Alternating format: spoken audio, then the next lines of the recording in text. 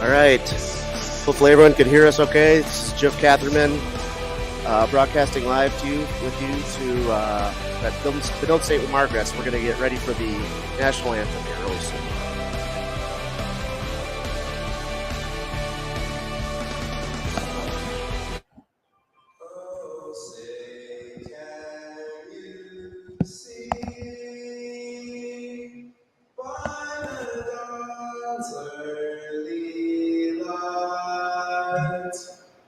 What so proudly we hailed at the twilight's last gleaming, whose broad stripes and bright stars through the perilous fight o'er the ramparts we watched were so gallantly streaming, and the rockets red glare,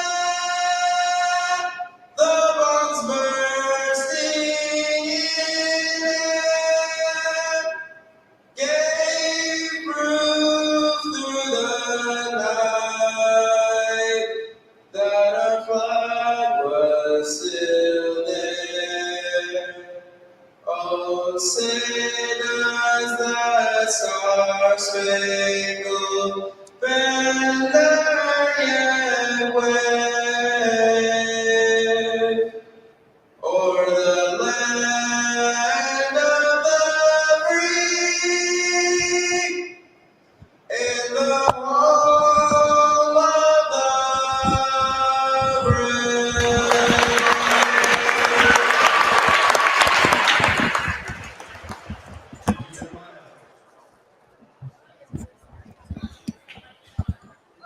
All right. So just went live and had the national anthem there. So sorry for a little bit of the scramble, but it's Jeff Catherman coming to you live on a Thursday night here at Benilde St. Margaret's High School in St. Louis Park. And as I've been trying to do throughout the course of this year, we are weaving in some new commentators to the broadcast. And so I'm very honored to have our board chair at the Waconia Wrestling Club, Lisa Marsh, with us tonight.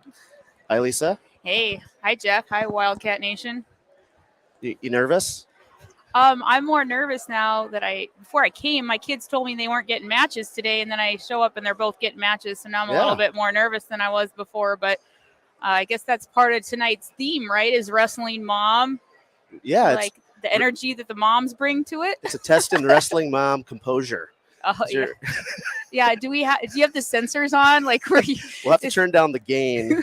We're going to be going into the red zone. Probably. No. Well, maybe this will help. One of my speaking points I was thinking about on the way here tonight was when I got to go to vocal cord therapy at the conclusion of the NYWA season last year. So I've been trying to save my vocal cords early in the year this year. That's a good plan. You gotta pace yourself, especially this. It's a long season, and as a youth parent, it's even longer. Goes into the early part of April, and then a lot of us are into freestyle and Greco, and it's going to go even into May. As they get older, it'll go into June, July. So no rest for the weary. But yeah, we've got a try tonight with Benilde St. Margaret's, who's a conference opponent, the Red Knights here, and then Norwood Young America, and or Central Public Schools, the Raiders, and I can't remember ever seeing a duel between ourselves and Norwood, and we're 5 miles down the road from each other. So should be interesting tonight. And we're kind of looking ahead on the schedule. Got a couple of big events coming up, and that's one of the reasons I wanted to get you onto the broadcast to tell folks as the night goes on about some of these really, really cool events that you've had a lot of hand in planning, and we're going to have a lot of fun here in January. Yeah, it gets to be a really busy month for all of us, but it's kind of the heat of the battle, and this is where we get a lot of the spirit for our program and support, and we're able to take that passion and put it out into the community, and starting out next week with our Takedown Cancer Night. But it looks like we got Keegan on the mat now. That's right. We've got a couple of JV matches on the card, we've got Keegan Hammerston, 7th grader.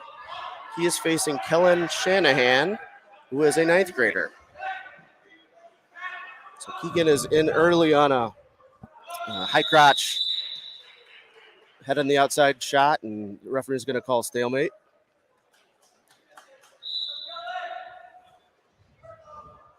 It's always fun to see Keegan out on the mat. He brings a lot of energy, and man, he's a hard worker. He is. He's really matured over the years, and he's been wrestling, I believe, since 2nd grade. I remember when he kind of came on the scene and was one of our starting 45-pounders for the youth team. That first year he started, you kind of split time between him and I think Lincoln Klein Knight way back in the day. So, he's definitely put in a lot of work, and now is I'm anxious to see his progress here on the JV chancer on the JV card tonight. It's always fun to see these 7th graders come out here and get an opportunity on the mat, center mat. Like I said when I came, I didn't think my 7th grader was going to have one. Now I'm like getting all sweaty here, but no. And I think the thing about Keegan is just the kid, he never gives up. Like, look how tough he is out there. Both the Hammerston brothers do not lack toughness, and you've seen the Waconia Wildcat fans here have seen Wes in the lineup, kind of platooning across 113, 120 for the team here, and little brother is going to get some action tonight. I think cool thing for these JV kids that with their JV wins and their time on the JV mat, their JV wins actually help accumulate towards earning a varsity letter too. So 15 wins on the JV mat will get you a varsity letter. So I know these kids are, now that we're into January, starting to think, look at the calendar and try to wrap up those wins and that mat time whenever they can. Absolutely. So scoreless first period, and Benilde St. Margaret's, we'll use the acronym BSM wrestler, is going to choose down to start.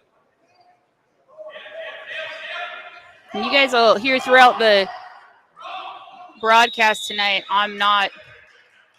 I only know about like 6 or 7 wrestling moves, and I was yelling something at Cooper on Saturday, and I was sitting next to Beckett, and he's like, "No, that's not right. That's the you should stop." of that. Yeah, he's like, you don't switch sides on that. You don't pick a side, Mom. You just run it. So those are things like, as a wrestling mom, like, you think you know what you're talking about because you sit here for, you put in your time and you start to pick up on keywords, and it just sounds really cool coming out. And then he also reminded me that they really can't hear what you're saying when you're yelling at them from the bleachers. Yeah, that sweat kind of builds up in that headgear, and who knows what's what they're hearing, what they're not. I mean, that plus the preteen boys and teen boys, like, they do have selective hearing as it is. Yeah. So. Oh yes, 100% know that firsthand. So it looks like Shanahan's he got the escape. He's trying to snap Keegan to the mat, and finally does, but I thought a display of toughness there from Keegan.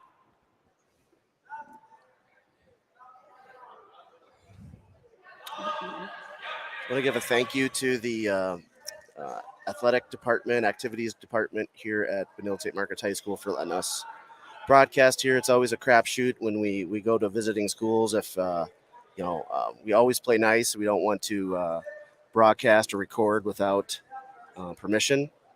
So I want to say thank you for the assistance today to give everyone this great content and keep track of both our JV and high school kids and varsity kids. Yeah, and then I just want to say a thank you to you too, Jeff. Jeff puts a lot of time into getting here early, putting together these broadcasts at night, and then his built-in graphic designer Kelly does a good job with our promotions. But you guys will probably hear me say it throughout the course tonight, but just thanks to our supporters, a lot of our sponsors. This was a fundraiser that we've been working on for probably 12 to 18 months to get the equipment and be able to broadcast for all of our Wildcat friends and family near and far. And so to our sponsors and those who participate, whether it's in the salt drive or helping out with our tournaments or our golf outing, like, this is one of the outcomes of that money that we've been able to raise and then give it back to the program and back to our fans. Yeah, it's come a long way in terms of technology, but it's not cheap to get even just connections and some of these other things that you HDMI cables and all this other stuff. It's I think we've made a world of difference this year in terms of our investments this year. Learned a lot. I've done hours and hours of YouTube research on what streaming. Oh, you've got the patience for that I don't. The streaming world. What's the latest, greatest, and we've kind of used it for a sports use case, and I'm really happy with how it's turned out this year. And I appreciate the shout out, and appreciate again the support across our sponsorship community for making this stuff great. And we're going to keep making it better. So in our upper right corner of the live stream, we've been kind of demoing and testing this out throughout this year and a little bit of last year. We were going to continue to recognize our platinum sponsors from the golf tournament, and in future years, probably have some additional opportunities for sponsoring your business and your maybe your foundation, what have you, whatever you're involved with. We'll continue to continue promoting that. So We're in the third period now. Keegan has chosen down, and he's trying to get out on bottom here. Shanahan is leading 3-0, about 25 seconds left. Yeah, Keegan's done a really nice job of staying strong, and he's given up a couple years of experience here too to the 9th grader Shanahan. I think he's probably a little bit lighter. Yeah, I'm guessing so. Probably weighing in around 95. Shanahan looks got a little bit of weight on him. Yeah, it looks like Keegan could fight through. Oh, no. Get one. Oh, he got 2-point back. 2-point near fall. Yeah, and he looks like Shanahan weighed in at just north of 104 too. So nice match there. Yep.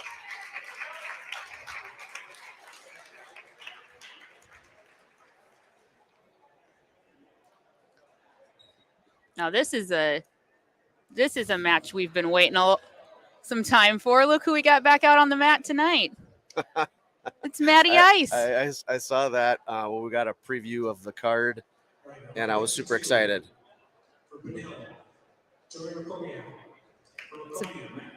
All right, we got Matt Butler, also known in some circles and legends and fandom as Matty Ice. Matt's been a long-time youth wrestler and had some really, really exciting big-time matches in his youth career, and acquired the nickname of Matty Ice. Who's the old Falcons quarterback, Matt Ryan. Matt Ryan, yeah. I think Matt's a better version of that. I think he doesn't have that scar on his face either, like Matt Ryan does. So. And Matt Ryan, he gave up the 2 biggest comebacks in whatever history, right? He did. Super Bowl and regular season history. So again, I think Matt is he deserves the acquisition of that nickname. Yes, he does. Oh, a nice double leg there. And he's on the board. Should be there. He stayed with it. I like that. Yep. So Matt draws first blood, and Matt did not wrestle last year as a 7th grader. Oh, he's got him. He's gonna squeeze. Get this pin here. See if those 2 legs, points of contact, stay in bounds. And Mom and Dad are off to my left. There it is. And they are just pumped up. Oh, I just got a thumbs up from Dad. Yep. Congrats to the Butler family, and great to see Matt. Yep. Taking care of business. Matt period 1. Took the year off last year from wrestling, and so glad to have him back. So great job, Matt. Matty Ice is in the house. All right. I got Tito coming up. Tyler, and then I'm going to butcher his last name. So I think it's Zhang. Zhang? Okay. Yeah. I didn't know his name was Tyler until Saturday when we were at Eden Prairie, because my kids just call him Tito. It's always fun to see the nicknames that the wrestlers come up with for each other during the course of the season, and the time they spend not just on the mat and in the room, but on the bus and watching the other kids wrestle. They get a lot of time to build relationships, which from a mom's perspective, it's been pretty cool. It's a pretty cool social circle, not just on the mat, but off the mat. They spend a lot of time together. These guys do. They do. They become, basically like a brotherhood, fraternity of kids together. And, it's not the easiest sport, and everybody understands those sacrifices and ups and downs that comes with it. So Tyler had a pretty big splash. Was it a couple Thursdays ago against Orono? Yep. And double-legged the kid to his back for the pin. And, that got the crowd on its feet for sure that night. Let's see if Tyler has some more magic here. This wrestler he's up against has got probably 7, 8 inches. I don't know. It's not usually that much. I was going to say over a foot. Okay. Oh, you were? Okay. Well, sure. See, usually it's the moms that think that I read this once when I was like a rookie mom is that there's like mom eyes that think that the kid out there is always so much bigger, whether it's height or weight, but yet they weighed in at the same thing. Yeah. But it's a sport for every body style because there's advantages and disadvantages and you got to just learn how to take advantage of. Mm-hmm. So I'm a short, stocky guy. I'm closer to the guy's legs if he's tall and a little lanky. So, yeah. But he's riding Medina here, Tommy Medina from Benilde, riding pretty hard. See if Tyler can generate some offense on bottom here before the end of the period. And this is where typically the moms who are listening, this is where you start yelling things like get to your base or tripod, even though you maybe know what that means, but you sound really knowledgeable at that point. But it also looks like, so I think Tyler is one of our freshmen, if I remember correctly. I think so. Yep, freshman. And Medina is a senior, so one of the great things about our JV program is giving kids of all ages and grades just those developmental opportunities and mat time. That is exactly right. And I think we're biased. We're wrestling fans. It's a wrestling channel. So apologies if you're a basketball fan or hockey, but if you're a JV wrestler and that's kind of your path, there is so much to shoot for and continue to work for. And look, Tyler's on the mat. Everybody's focused on Tyler right now. And if you're a bench player on a sophomore or JV squad, basketball, hey, if you're a basketball player and this is interesting check us out. And it's never too late to start this great sport. I was gonna say if he switches to headlock position there, he was in position. Big movability. And this is where you're yelling squeeze, wrestling moms. So he's got the reversal for sure. And he got the fall. Tito. Wow. Never give up. Nope. Even if you're down 14-0, you can still come back and win if you pin your opponent.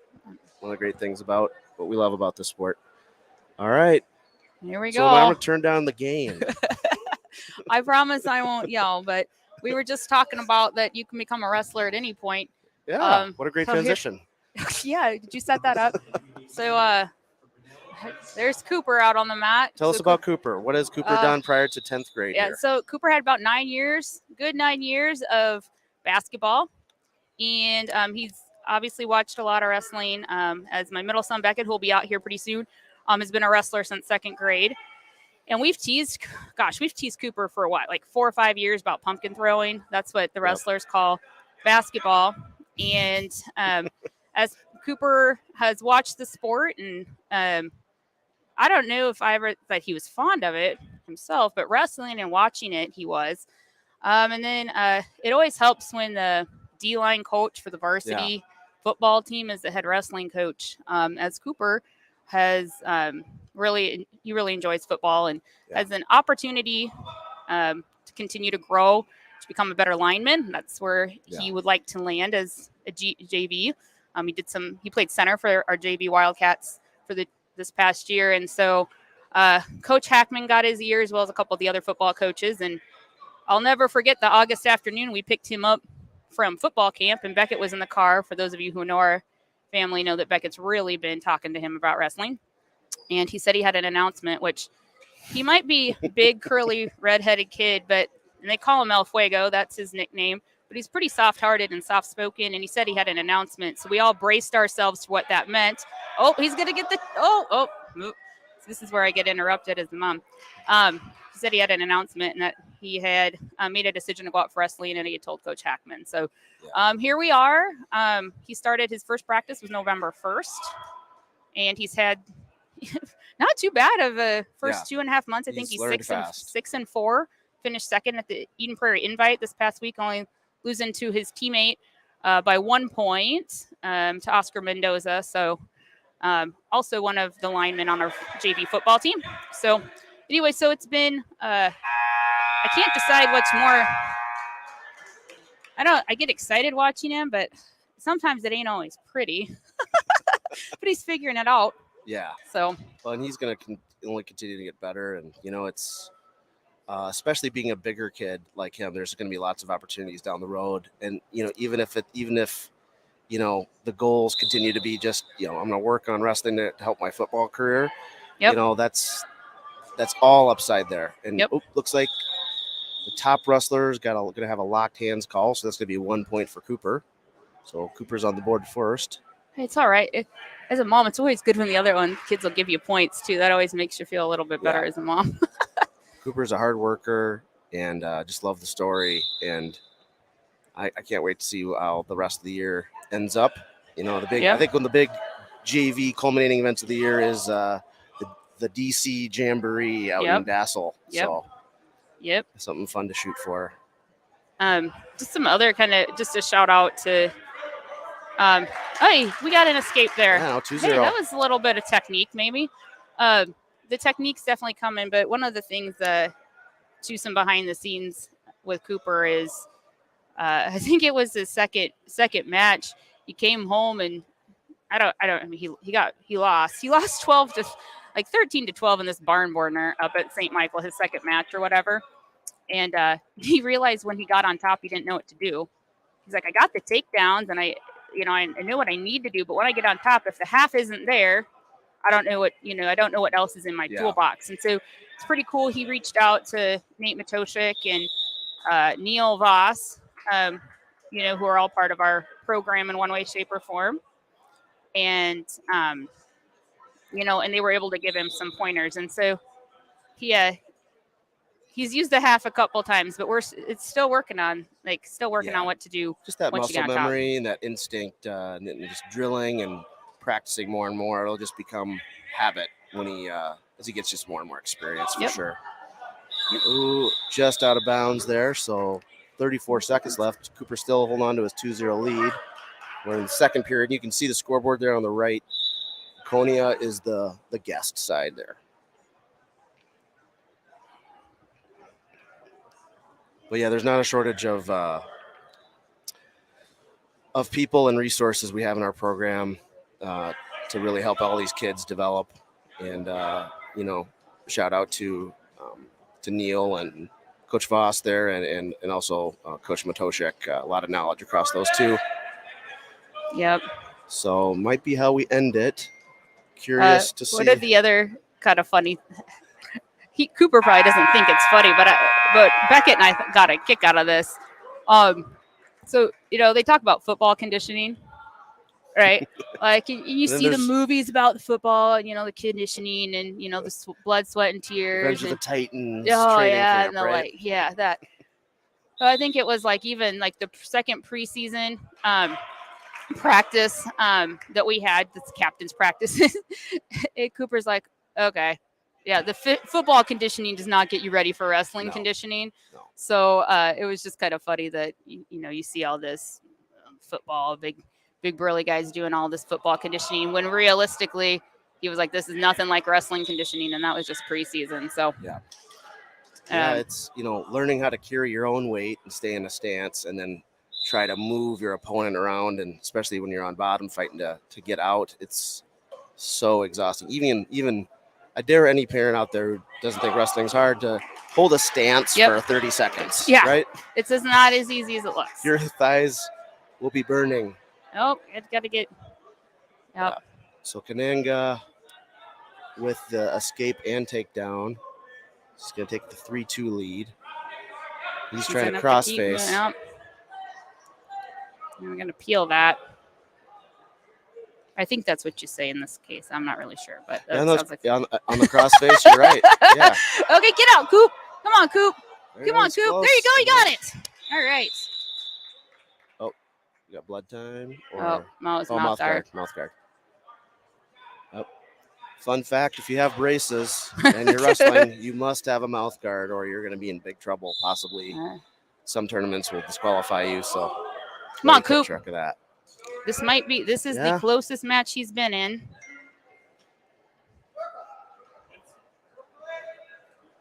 Shot there for Kananga. He's going to go behind. Should be 2. No, don't let him down. Put him down. Mat return. Come on. Yes. Come on, Cooper. Oh, no. Oh, Black no. hands. No, Okay. no. So it's going to be 1 point. So 5-4. It's going to dig deep here. If you can ride out the match. Right out for 20 seconds. Just stay on top. Stay on control. This also part of the being young to the sport. We'll see. Like I said, he's been working on some different things. And hold on, Coop. Hold on. Don't. Yeah. Hold on, Coop. Hold on, Coop. Hold on to him. Hold on. Yep. Oof. Oh, God. Was that only 8 seconds? That felt like that should have been 20 seconds. Coach Hackman is, I agree. Totally agree. He's telling him to go with that ankle. Don't do that. Ankle. Tight waist ankle. Oh, he just got a clasping call. Don't let him down. Don't let him go, Cooper. Take him down. Oh, yes, shoot. 1 point. Oh, shoot. 1 point penalty, 1 point escape. Ah, shoot.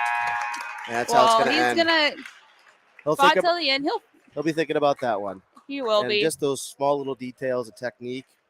And the that's how he's going to learn. That 2 class beam didn't help anything, but. Yeah. So that's going to be a big learning point for him. Yeah. Great effort there. But, keep telling everybody, just this many weeks into being a match like that, he'll pick up on those couple things. Kananga, pretty strong kid. See, I didn't even look at the other opponent. I was too worried about Cooper. Oh, gosh, I've never had – so here's the other thing. So I've never had my kids on the mat back-to-back. I think Beckett's up next. Yeah, I think, they're lining up the varsity, but I thought maybe not. Oh, maybe Beckett's not going to get that opportunity. Get a match. Dang. Oh, well. Fun JV card here. Now we're going to roll into the varsity lineup. And, we will see BSM has a little bit of a thin roster here, so we might see quite a few forfeits. And I will try to keep up with the banners of who's wrestling who for everybody, but I may fail at that today, so don't be too hard on me. Oh, looks like we got the captains out on the center mat.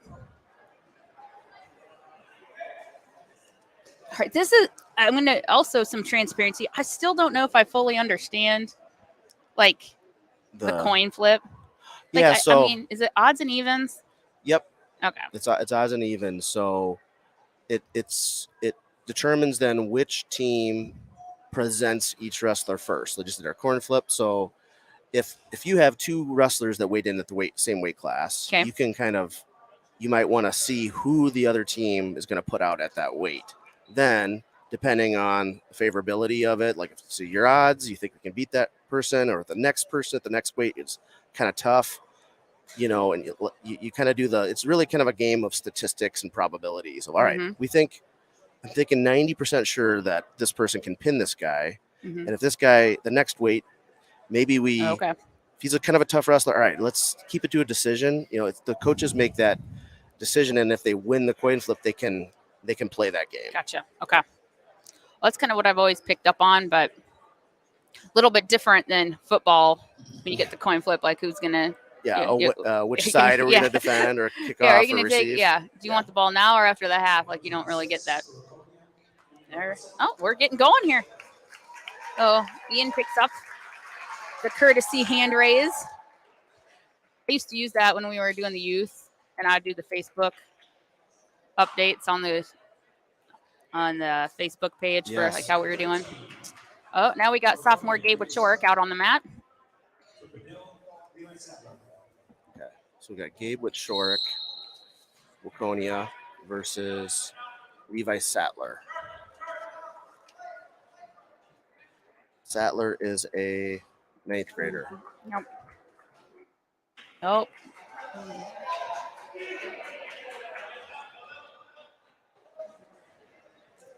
Looks like Gabe's got the early takedown here in the beginning of the first.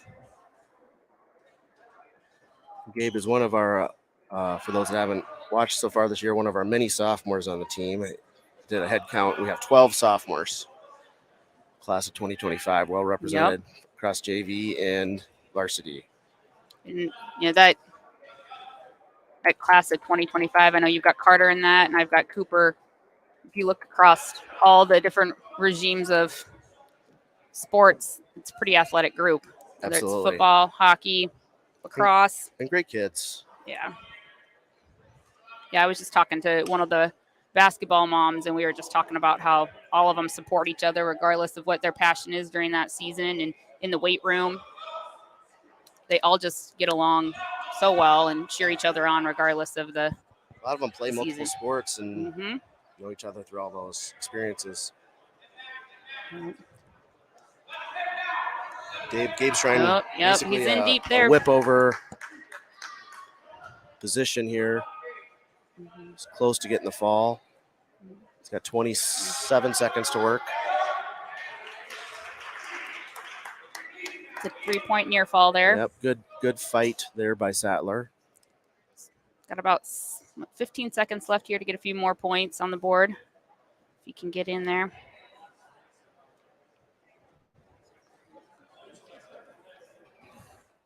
I think this is how period 1's going to wrap up.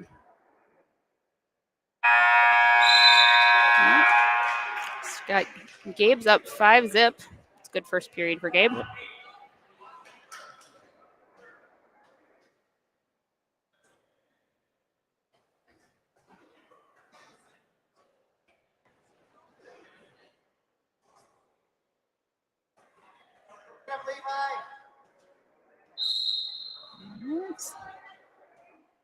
Got Gabe starting on bottom for the start of period 2 here.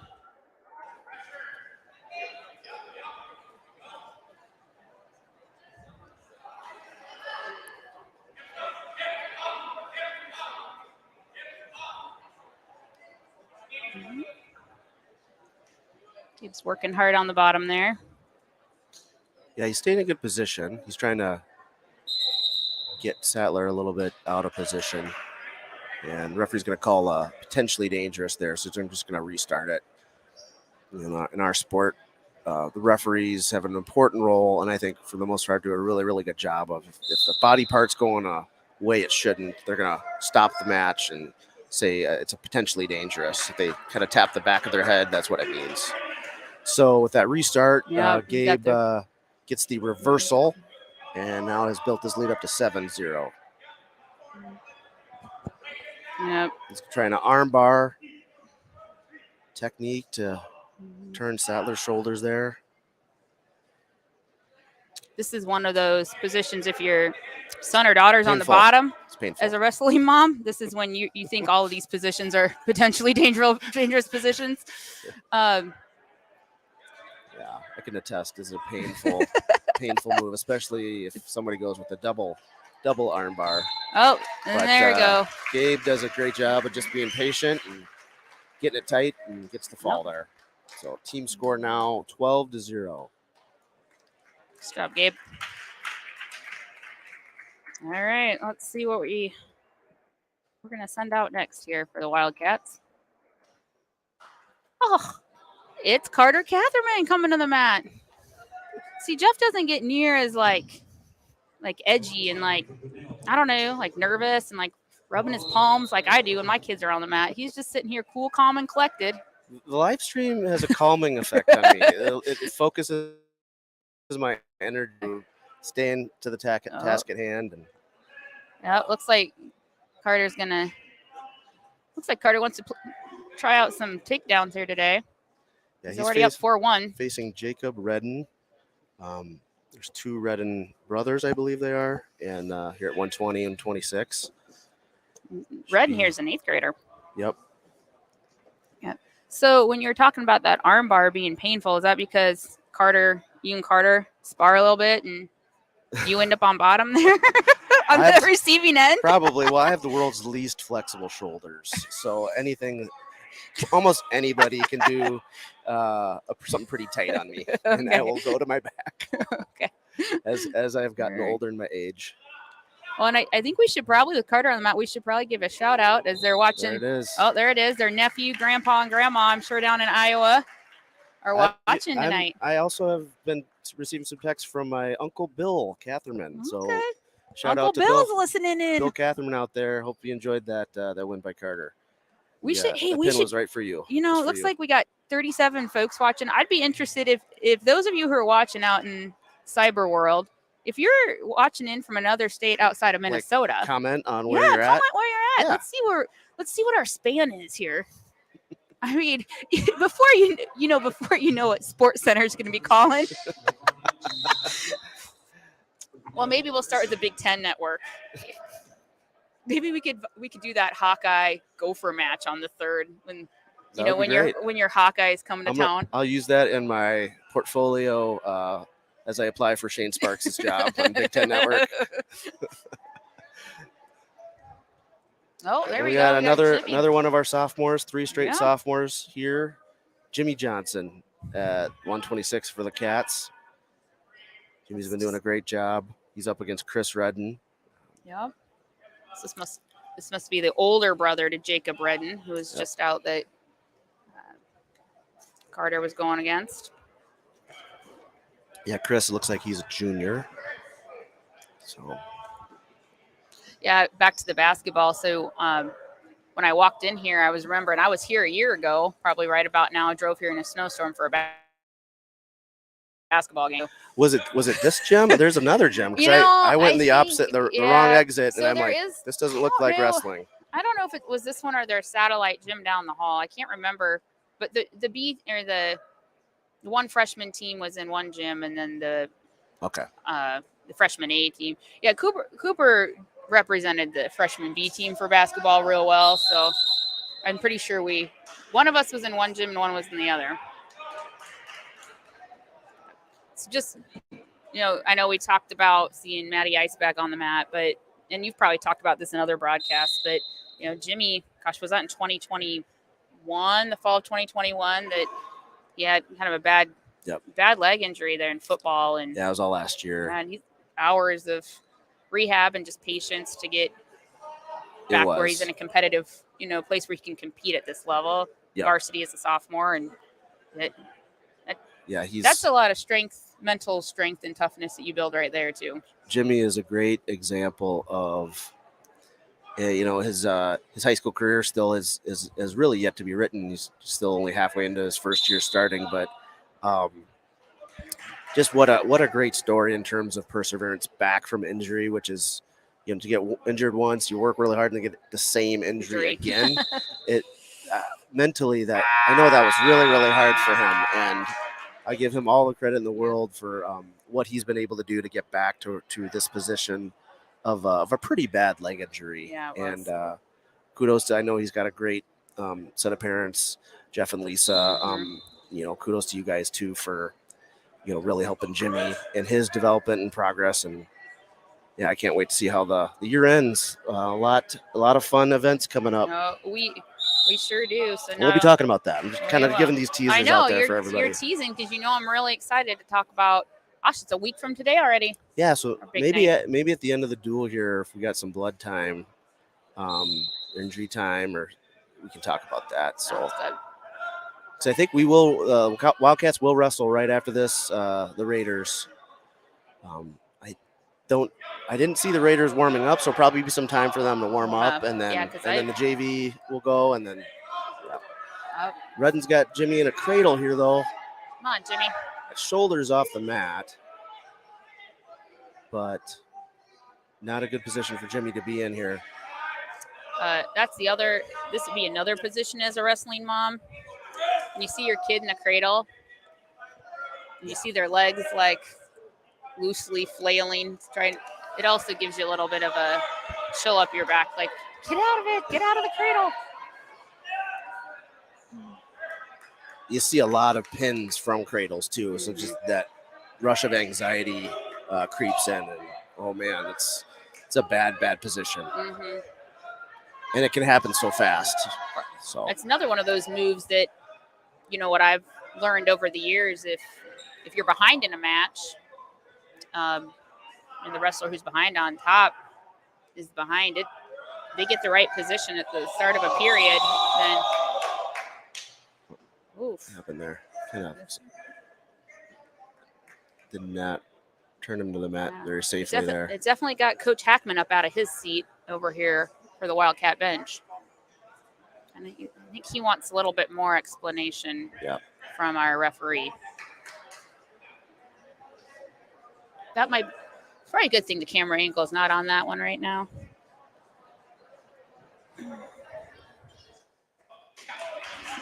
All right, I think we're ready to get going here. I think Coach Hackman let him know what he was kind of thinking there. Yeah. Advocating for his wrestler, as he should. All right. Got the escape there. Right up pretty good.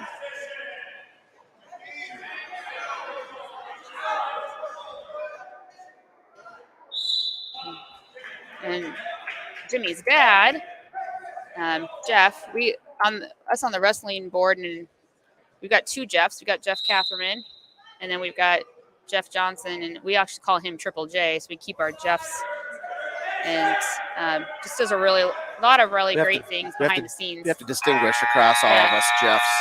So if any of you in Wildcat Nation ever see on Facebook or maybe in some communication from the board, JK, that references Jeff Catherman, you might need you gotta get a key on those or something. And then Triple J or JJJ is Jeff Johnson. And just Jeff joined our board probably 2 years ago, maybe 18 months ago. Just does a lot of really great things behind the scenes. Not only has he been, here we are more teasing takedown cancer, but he was in charge of helping get our T-shirt order together for that. But then also, Jimmy, shoot, Had like an arm throw, almost a Greco move. I thought he was going to roll out of that. Yeah. Yep. Tough one for Jimmy there. Got the Benilde crowd fired up a little bit.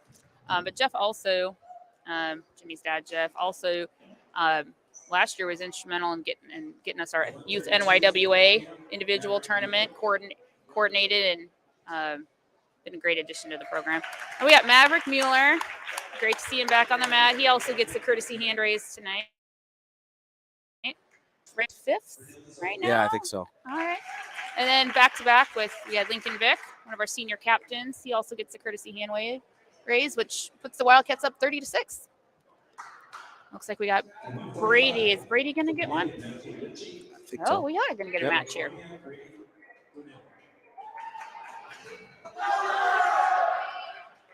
Brady, one of the juniors on our Wildcat team, the 145 slot.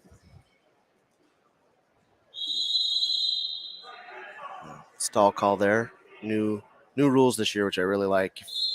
If the referee will either call action if there's kind of active wrestling going on. If you back out of bounds, you're at risk of being called for stalling. And multiple stalling calls, they start accumulating points. Once you get two, the other wrestler gets one.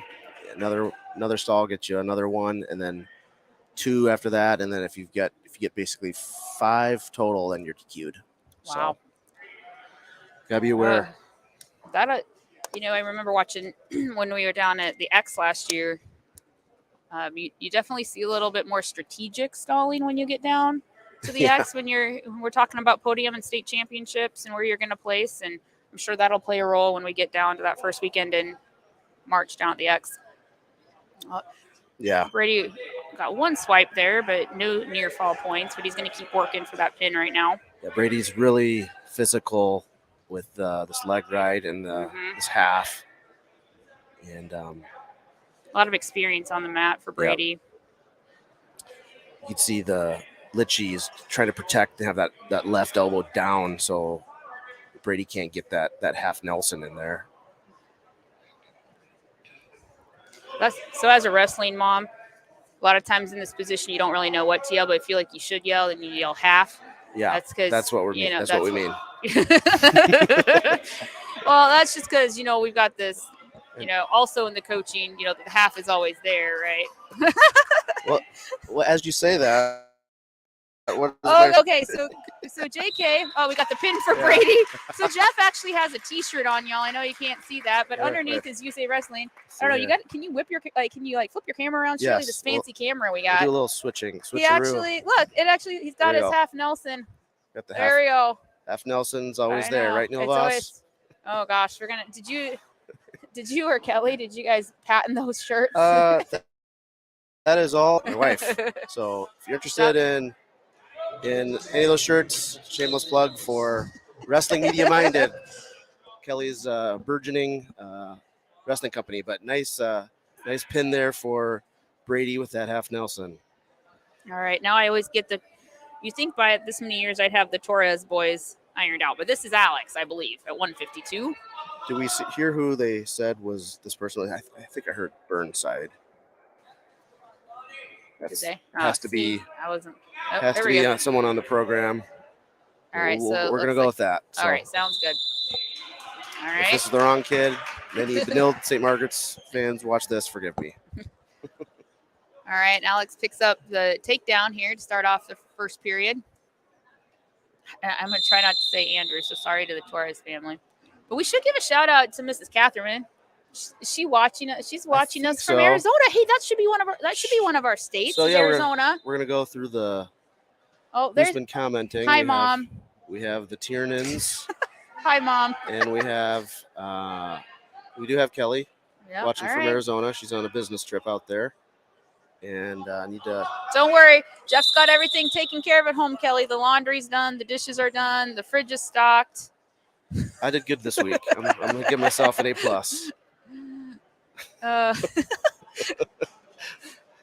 Yeah, you can fact check that when you get home, Kelly. Stay tuned for our update on Saturday if Jeff had followed through on his honey-do list. That is going to happen. I called the Stillwater athletic director, a great person named Ricky Michael. And we will have the exclusive rights to broadcast Stillwater and STMA. Gosh. How cool is that? Number 1 and 2 ranked teams in the state. We will be facing those guys in 2 weeks.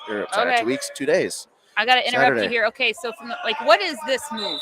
That's double armbar. Okay, that's the okay. Well, it was armbar, and then he had like a full like almost an underhook on the other side. So you can't do that. I think you could do that. It just the one shoulder with the armbar probably was going a way it shouldn't have. So if the arm across the back has to remain parallel to these ones make perpendicular to the back. If it goes kind of a 45-degree angle, the ref will stop it. Okay. Yeah. See, all you wrestling moms out there, since Jeff broadcasted this, that I would on our Facebook page. This is an FAQ. This is the FAQ. I know that comes out. So in football, when they do that, like when there's some illegal move out there, they throw the flag, the crowd starts yelling, "You can't do that." That's what our student section does. So I always naturally want to do that, but we don't do that sportsmanship here in wrestling. We're too close to the mat.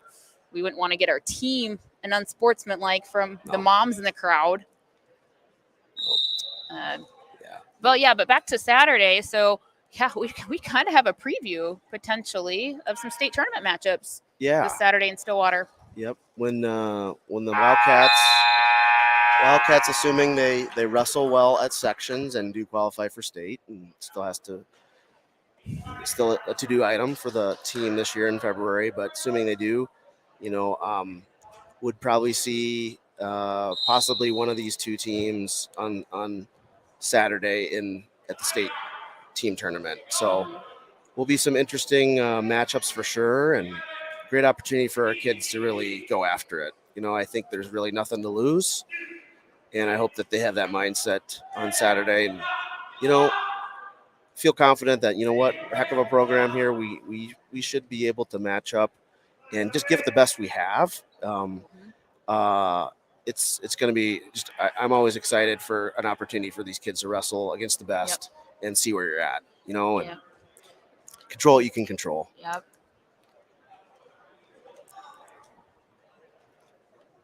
I think it's also a great opportunity to see, here we are midpoint of the season. Yeah.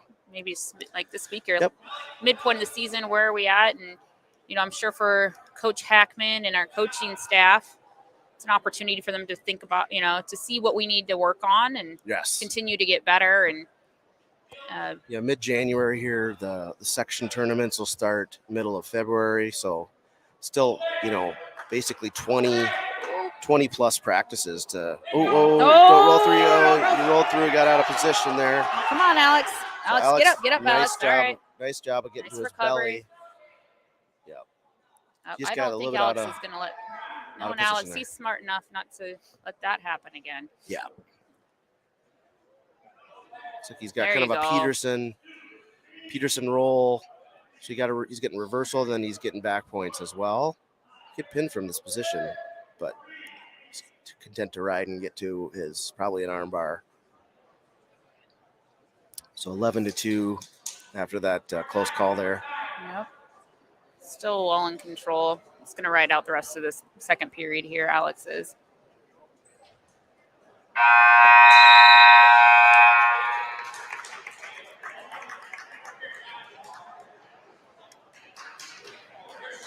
Looks like they're going to Benilde. He had his choice here going into the third and picked neutral.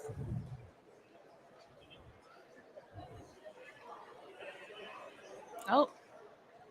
Yep. Just double checking that there. Yep. So our Benilde wrestler picked neutral.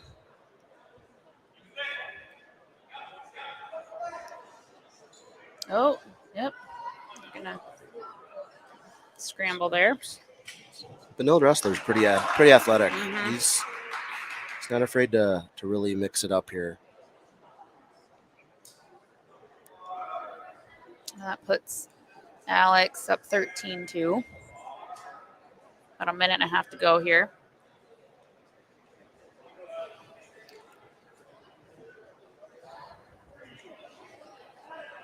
No, and it's going to take a big step here. Oh. It's getting ready to sit in on it. Yeah. So Alex is going to try to adjust with kind of reverse half.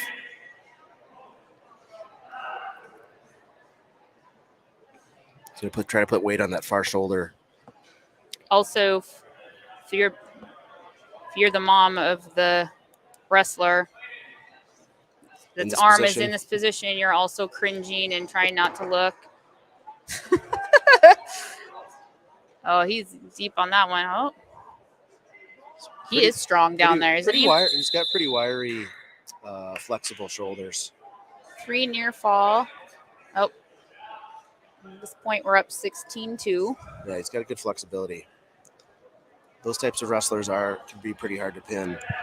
Looks like so. Alex is going to let him up. It looks like he's going to try to just kind of go for the tech fall. If you're up by 15 points or more, they will end the match, and it'll be technical fall, 5 points for your team. Alex, there you go, Alex. 30 seconds to work. Yep, yeah, he got it. It's going to be 18-3, tech fall for Alex Torres. Alex, another one of our seniors on the team. It's crazy that I think the Torres brothers are seniors this year. It just goes fast. All right. Got another Mueller out here. One of our other sets of twins. So Maverick and Levi.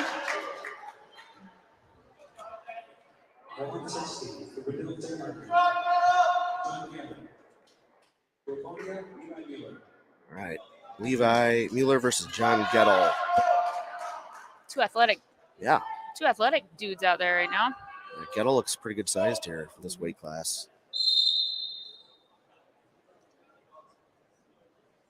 Levi might have, a few inches on him maybe. Mm-hmm.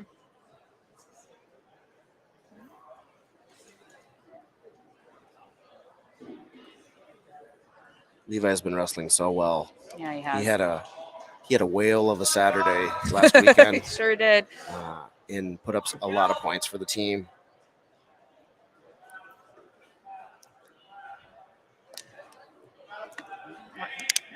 using the outside of that circle right now.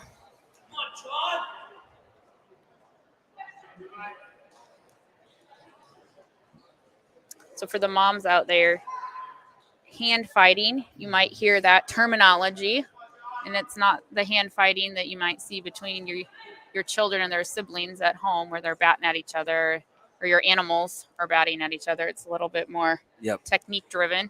And it's a positive, good thing. If you're hand fighting, get to your hand fight, those types of phrases, that if you can get a hold of your opponent and get to control ties. Right now, Levi's got, he just a few seconds ago had both his arms on the one arm, or the one arm of the other wrestler. That other wrestler really they need to clear out of that position because they're really at risk of getting scored upon there. So you especially see it at the highest levels if you watch the Olympics or the World Championships, though, especially the Iranians, the Russians, Eastern Europeans, they're all extremely good at getting to their hand fight. Is really hard to get to because it's also a defense to you getting to your offense. If I'm in control of you, you really have to clear out because you're going to score, or the other guys are preventing you from scoring. One of the things Beckett was telling me about hand fighting, because I asked him things. He's going to give him the takedown there. With the hand fighting, at least one of Beckett's mindsets is if he can, and I think he might get this from the coaching staff and drilling. If you can get really aggressive with your hand fighting and you get in a good hand fight, you protect your legs. Yep, exactly. And you just wait for the opportunity in neutral.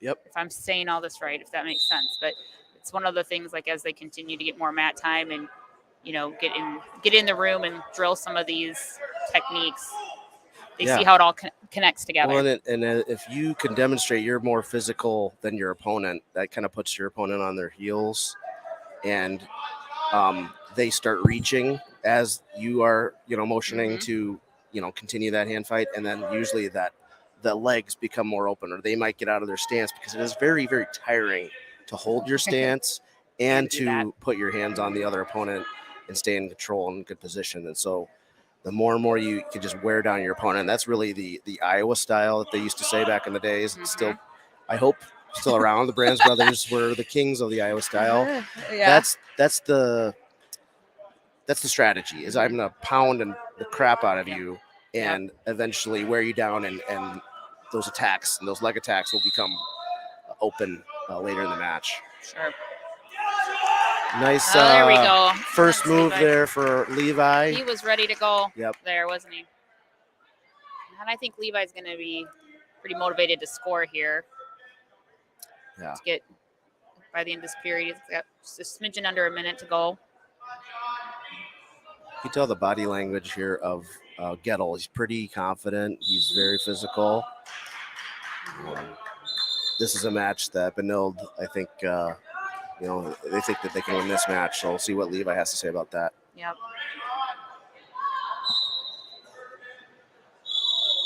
Nope. Lost some headgear there. So speaking of the brands, I got to bring, this is the other one of my speaking points. I have a list of things I was do you have a brand story for us? Well, I just more want your opinion. So the match, here we go with headgear again. How many times do you get to have your headgear fall off? There's not a limit. It's this kind of seems like this seems like a stall type. No, I'm just teasing. No, the wrestlers will tell you it looks a lot easier to manage those headgear from the stands. I'm sure that's really it's got to be a mom pet peeve. Like, gosh, if he only tied his headgear tighter, I told him he needed new headgear.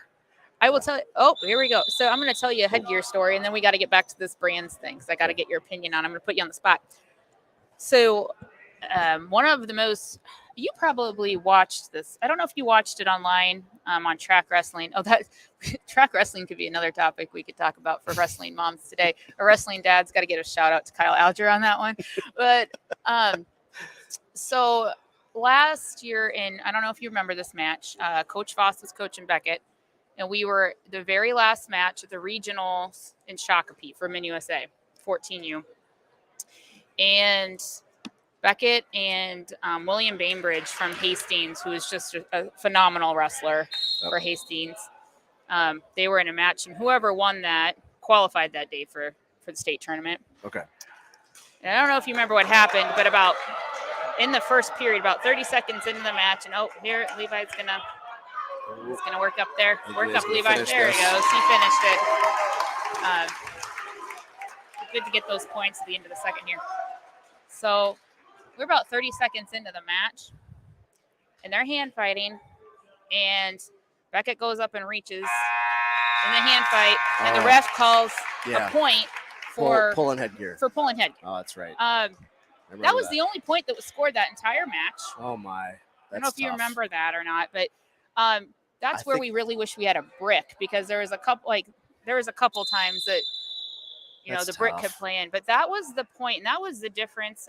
Obviously we had another opportunity to qualify, but it was a really good match between Beckett and William, and I know they're going to see each other again in the future, but that's one of those ones as a mom I didn't know that. I mean, it makes sense that you can't grab it, but I'd like to go back and watch that, because as a mom I'm like, I don't know, that seemed pretty cheap. So on that same note, I've watched a ton of years of NCAA championships. Mark Hall, former Apple Valley wrestler, 6-time state champ, right? Had a similar with, I think it was Zahid Valencia. It was either Zahid Valencia or one of the Jordan brothers at Ohio State, and that was a deciding factor of the match, was the pulled headgear. Okay. So I can't remember if it was the Zahid or if it was Mark Hall, but it was a deciding factor in that one of those matchups, and I think it was a semifinal or something like that. So we're in the third period here. We got a good match here, Levi versus John Gettle, and both Levi's been getting to these single legs. Gettle's been stingy. Levi's gonna hook that leg. He's got to pop his head out. Come on, Levi. If I'm Gettle, I got to roll through. Nope. Oh, now this crowd's yelling too. There it is. Gettle's strong. Levi's gonna have to do a good job to ride. He's still got 40 seconds down there, and he's both very conditioned wrestlers out there right now, staying aggressive. This is the time of the season too, until the schools and the athletes that are really putting that extra time in for the conditioning. Yeah. Both teams seem really well conditioned here for this point in the season. Oh, Levi is looking for some more points. I think he's got a wrist half. I think he does. It's always there.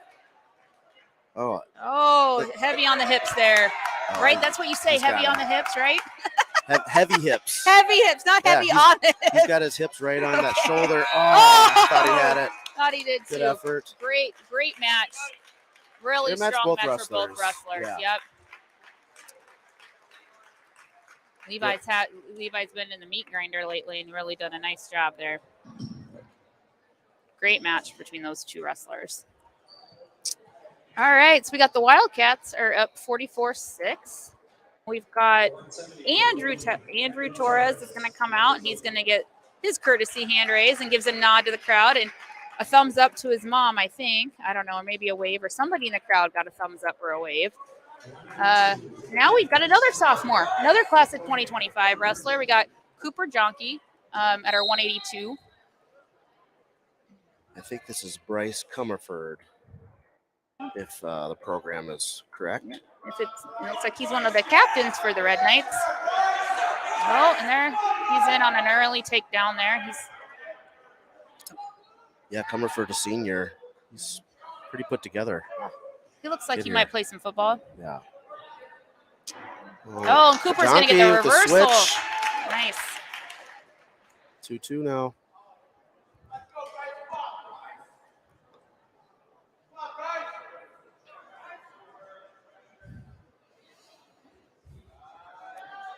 Okay, so back to my brands. See, I'm not going to let it go. Okay, so what is your opinion about, what was it, probably 10 days ago now, that invite where Drake and Spencer Lee wrestled each other? Yep. In the finals? And it looked like at the end of that, I mean, obviously Spencer Lee, I don't think thought it was the best idea for the two of them to wrestle in the invite finals, and he pinned Drake, and then he kind of looked over at Brands like, this is, to me, what I read on his lips was, this is what you wanted. But social media has this, that there's might be a stink, that Spencer was frustrated with his head coach of like 8 years. Grandpa Spencer was. Spencer's, I've seen, I'm glad to see him wrestling, by the way.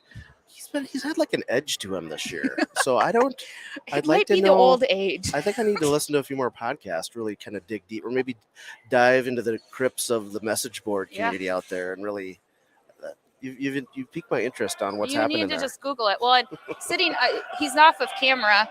Sitting off to my left is Ryan Miller, and Ryan was actually the one that tipped me off to it on Saturday to go back and watch this match. And you got to.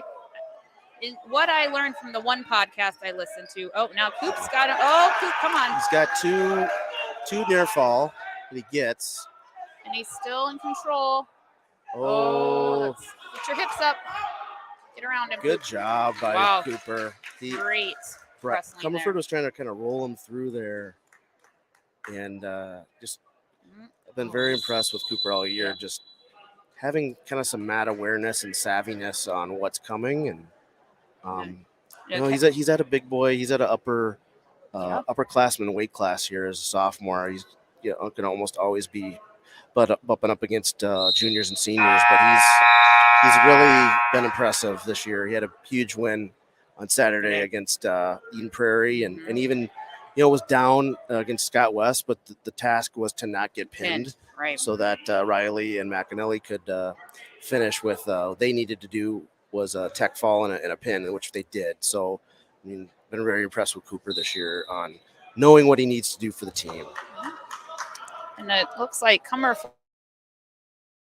the period 2, giving Cooper the 5-2 advantage. One thing about Cooper, there's a lot of Coopers on this team. We got Cooper Marsh, we got Cooper Staceco, we got Cooper Jonke, we got Cooper Koosman. I feel like there's one more, so I'm sorry if I'm missing one of them. Oh, there. Just like on the youth team, we've got about 6 different Wills. You do. You sure do. The year of the Will. One thing about Cooper, just his leadership on and off the mat. I hear his name mentioned, whether it's football, baseball, wrestling, just a recognition he gets for his time he spends in the weight room. And really honing his craft. Really, really great athlete. He was our player of the year for JV for football this year, and just played both sides of the ball. He's just one of those kids that when his number is called and they want him to do something, he finds a way. So we were in a position where our starting quarterback for JV got injured, and trying to find the right individual to lead that team. And we had a really, really strong JV year this year. Well, Cooper's number got drawn, and they said, "Hey, Cooper, we need you to run the offense and be the quarterback." So Cooper Jonke was out there quarterbacking for a couple of weeks. And I think he didn't take himself too seriously, but he definitely did a nice job leading the team and did what the coaches needed him to do. That's what being a team player is all about. Yeah, and I know his dad, mom, dad pretty well. And Chris, I remember would ask him, "Hey, you want to come to preseason stuff? You're there." He's like, "Oh, well, we got lifting, we got baseball, we got football." I'm like, okay, yeah. So yeah, we're good. And just do want to give a shout out to Chris. So Chris had a little bit of, I think he had his knee worked on this week. So I don't know if Chris made it here tonight. I don't know. I can't see my crowd, but if you're listening from home, Chris, we wish you the best. And we also, just a shout out, thank you for your assistance with our mats last week. Yes. Eden Prairie. So he was our mat man, and I didn't even know he was having some surgery done this week. So the Eden Prairie tournament could not have happened without Waconia Wrestling and our 4 mats that we brought. So we would have been there until Sunday. That's probably a violation of the Minnesota High School. There's probably some regulation against that, but no, we're always happy to partner with other schools to make events happen for our wrestlers and give them the opportunity to compete at the highest level. So Cooper's just wrestling an awesome athletic match here, isn't he? You see him just growing and getting better as the matches go on. Within a match, making adjustments. I think what really turned my head this year when we went to Chanhassen, Mhm. and he I know it was a pretty close match, but he really took it to Carson Turner, Mhm. especially on their feet. And Carson, I think, reversed him a couple times. He got out a little bit out of position, but it felt like Cooper was in the control during that whole match. And Turner's a very, very good wrestler, and Yeah. I'm sure that story or that book may not be fully written this year because we'll have a lot of fun matchups at individual sections and possibly team sections this year too at some of these weights. So, And I think too, kind of what I've learned for the moms out there, this mat time for somebody at his weight. Okay, so I'm trying to put all this together, right? Package this up. Looks like he's got him on his back now, but Cooper as a sophomore getting this mat time at 182. Gosh, that really positions him well for his junior and senior year too, as he continues to grow. And yes, I could see him. It would not surprise me whatsoever if he's at 220 next year. Mm-hmm. Yep. Add a couple more inches, and he's going to keep working out with Chris like a madman. I do have if Chris is listening, one of Beckett's moves that he goes to, and you all know, I actually don't know a lot about it. I just know that I hear it a lot. So Beckett's got a quarter Nelson. Yeah. That he's got in his toolbox. Yeah, Cooper likes the quarter Nelsons as well. Well, Coach Jonke, when Beckett was he was like second year in the wrestling room, so it would have been third grade. Beckett, Beckett had gotten into a cow catcher phase. Yep. And really enjoyed that move, and then he'd kind of get stuck in it though, where sometimes he wouldn't score points. If all this is not making sense, let me know if it's not. But in my mind, he wouldn't score points. He wouldn't get around to get the two. He'd get so caught up on finishing this cow catcher. And then Coach Jonke's the one who pulled him aside at some point in a practice or drilling, because Cooper would have still been in the room, and Cooper gets the hand raise with the 14-2 win, and taught him how to, like, what else you can do with the sprawl. Yeah. And that's where Beckett claims that he learned. Coach Jonke gets credit for the quarter Nelson and how to use it. We got the champ just came out.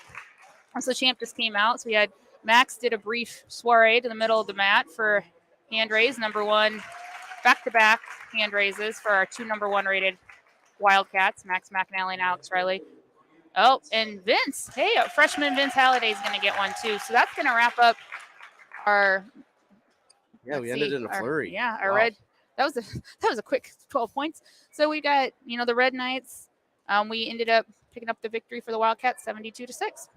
But the matches we saw today, pretty good matches out there. Yeah, Benilde definitely came to wrestle here, and the Levi Mueller match there, 160, the 152 pounder that Torres wrestled. Burnside had Torres in trouble there. Jonke just a few minutes ago. 26. They had the win there at 26. So I think I remember Benilde came to Waconia last year, and a little bit lighter, even a lighter lineup, and looks like they've improved year over year. So good, hopefully a good conference foe to challenge us in future years. But yeah, it's going to be now the Wildcats versus the Central Public Schools or Norwood Young America Raiders here. So, well, and I just got the intel from Cooper Marsh.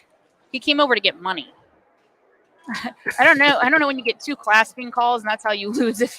I guess that's part of the learning. We don't lose, right? But he just told me that they are going to do. His intel is that Beckett's going to get that match now. So maybe they were given that. Yeah, because did that kid wrestle in the lineup? I can't remember. So he wrestled Keegan. So I'm wondering if they're going to just kind of give him a little bit more rest. But Beckett's over there warming up, and it looks like we got the Red Raiders are out warming up. So, now would be a great time for us to really dive into. I'm going to pull up some materials for our live stream to talk through some of the really, really fun events we've got coming up here next week. So let's talk about this big event.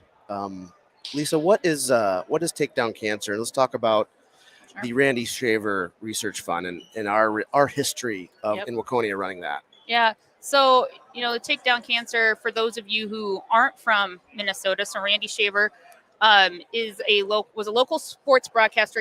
I can't speak if he's still active or not, but he had a bout with cancer and fought it and won. And one of the ways he wanted to give back to the community was he, formed a foundation, which a lot of, folks that are in the media or celebrities, local celebrities, like to do things like that. And here at Waconia, not only do we do takedown cancer, we do tackle cancer in the fall for football. And then and it's kind of like a brother sister organization. Yep. And then all we do goes to strikeout. the same fund. Yep.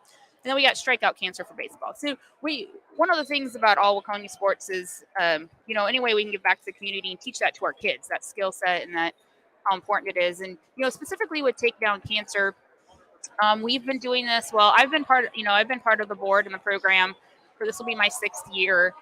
And it's a really special night for us. And as a board, we always partner with the coaching staff and, we've done it a couple different ways. We know cancer impacts everybody. Yep. We all have our stories. Got to give a shout out. My mom is listening. She's a breast cancer survivor. And so I think once you have one of those stories, it's something that you get really passionate about. And everybody's got a story, right? And so every year, as a board, as we begin planning for this night, we speak with the coaches and we kind of look at the team. And is there anybody on the team that we can really help out from a community using that Randy Shaver Foundation to raise money, as well as, our platform in the community as Waconia Wrestling. And so our event is next week. And then we do have a family. So the Koosman family, Alan Koosman, who's the dad of wrestler Cooper Koosman, who's a freshman, right? Yep. They grow up so fast. Yeah. So he's actually battling cancer right now. And, as a program, we just send all of our prayers and our support out to Tara and the boys, Cooper and Will, and thought that this, obviously an unfortunate situation, but one that this is an opportunity for us to give back to the Koosman family, through the Randy Shaver Takedown Cancer Night. And so our night, we encourage everybody to come out and attend, is next Thursday. And we've got some really cool things. We've upped our game this year, I would say. Our board is just phenomenal. I think everybody's got a niche. We've got people who are passionate about different things. Obviously, Jeff's our broadcaster and passionate, but shout out to Mike Connell and I said Jeff Johnson earlier for really taking the lead on this. And so, we've had 2 fundraisers so far within our program. We've got we did some water bottles, which for Wildcat Nation, those are in. We're just waiting to get them separated and get them distributed. And then we always do a T-shirt. Yeah. So every year we do a T-shirt. And, some years we sponsor family and some years, the donation goes back. I believe last year we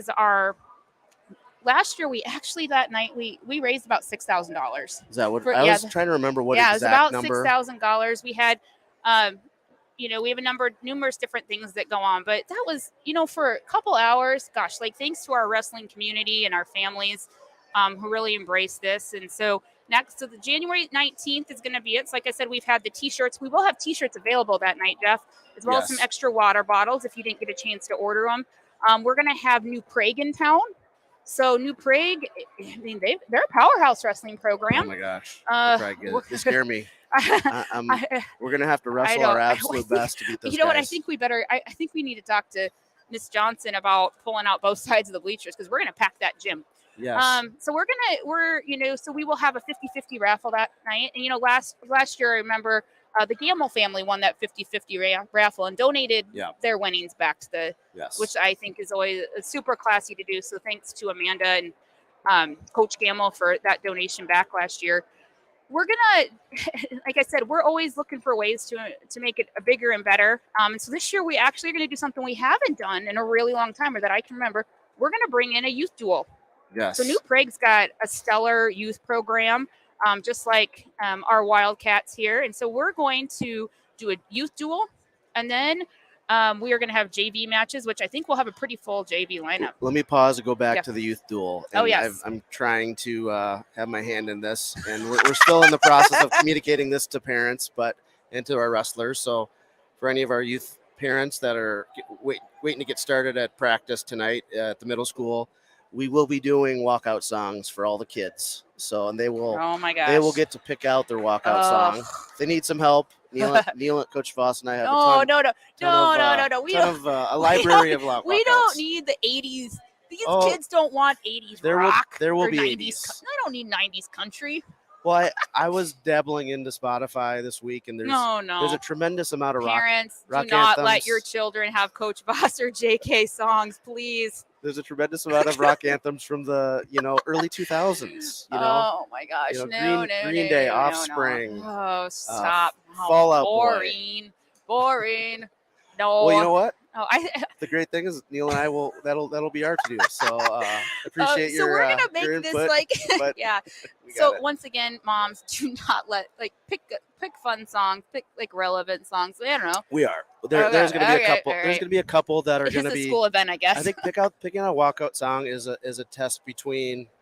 The requirements are either something that's really going to have a great 10, 15 seconds, a great bass line or a great drum solo or, some a hook, or just something that really is relative to that kid. Yes. There is one kid, I won't say who, you have to come to the duel to see. Okay, let's hear it. Why Can't We Be Friends? Or, that's a good one. So Beckett's got a few that he's been saving up over the years. Yeah. And the one that he really I guess if he would have had the chance last year to do this, it would have been Diamond Rio Meet in the Middle. You know that song, Jeff? I don't know if I know that one. Okay, well Country, right? It's country. Yeah, Diamond Rio. It might have been on one of our playlists when we were on vacation once. Having a country song in there is a great change of pace as well. When I think about walkout songs, one I don't think anybody will forget was Timmy Stapleton, one of our Waconia alum, who wrestles now for the University of Minnesota. So shout out to the Stapletons. He had a very kind of just mellow, and that was specific over the to rainbow. Tim. It was over the rainbow. It really helped calm him. Mm-hmm. Yeah, and that was what I mean. It's each walkout song should be specific to that wrestler. So we're excited about that youth duel. New Prague got us at the state Mid USA state tournament last year, so we're got a little bit of revenge on our mind. But they're going to have a great team. It's going to be a great event. And then we got the JV there at 6:15 or following it, and then we'll have we're going to be honoring the Koosman family. There'll be probably some words spoken by the Koosmans, and then we're going to be honoring a really special person into our Hall of Fame. Yeah, Mr. Wagner, Coach Wagner. Coach Wagner. Yes, it's going to be. I bet there'll be some tears. You think? Yeah. I've gotten to know Kelly really over the last about 9 years, and there is no one that cares more about Waconia, and I say that broadly, not only just our wrestling program, our sports, but also our city.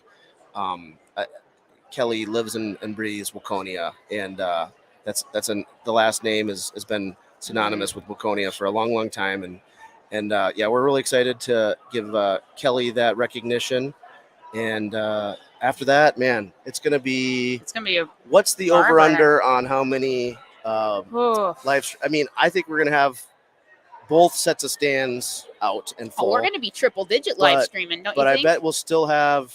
I'm gonna say 150 to 200 people at a continuous viewers. So. Yeah, we will be live streaming, but we want, if you're in the Waconia area, if you're in the metro area, you need to be at Waconia High School next Thursday. And if you're listening from afar and you want to donate, we'll provide all that info. Yeah, we'll get that information, or if those of you who follow us on Facebook, you can send me a message. We'll find a way for everybody who wants the opportunity to get it. And it looks like Beckett's going to have it. It is. Beckett's going out against, I think this is Judd Polly, I believe. Judd Polly? Yeah. Can I see that? Oh my! Is this an actual varsity match? Or is this This is. Oh my gosh! Are we doing varsity or is this? I don't. Hey, Ron, is this varsity? Is this varsity or JV? Oh my gosh! It has been a long time since these two have wrestled each other. Oh, I don't know about this one. This one makes me nervous. Is this a JV, or if this is a varsity match, this would be Beckett's first varsity match. Let's go find that out. Yeah, let's do that because that's making my heart beat. Can we have Hemsey? Hey, Hemsey. John. Can you guys find out if this is you go ask. Oh, stay up. Up. Get out, back. Get up and out.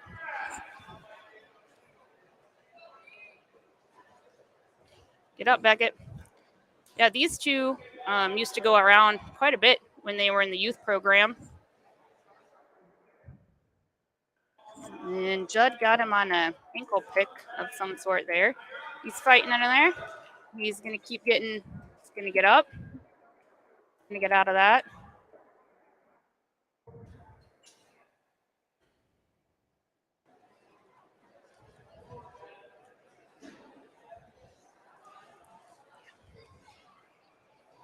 All right, Beckett.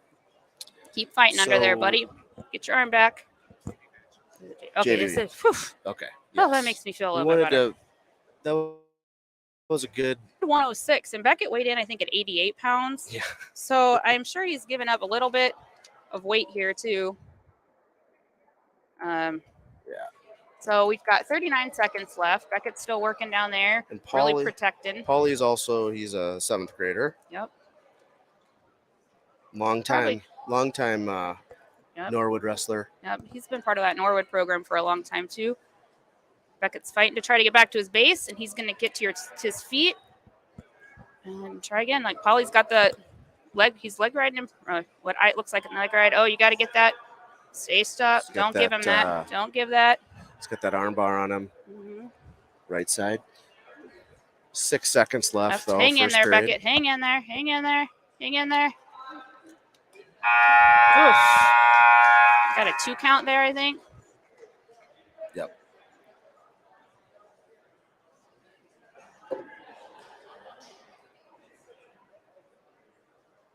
Yeah, Paulie looks like he's got some size on Beckett. He's probably, I bet he's over 100.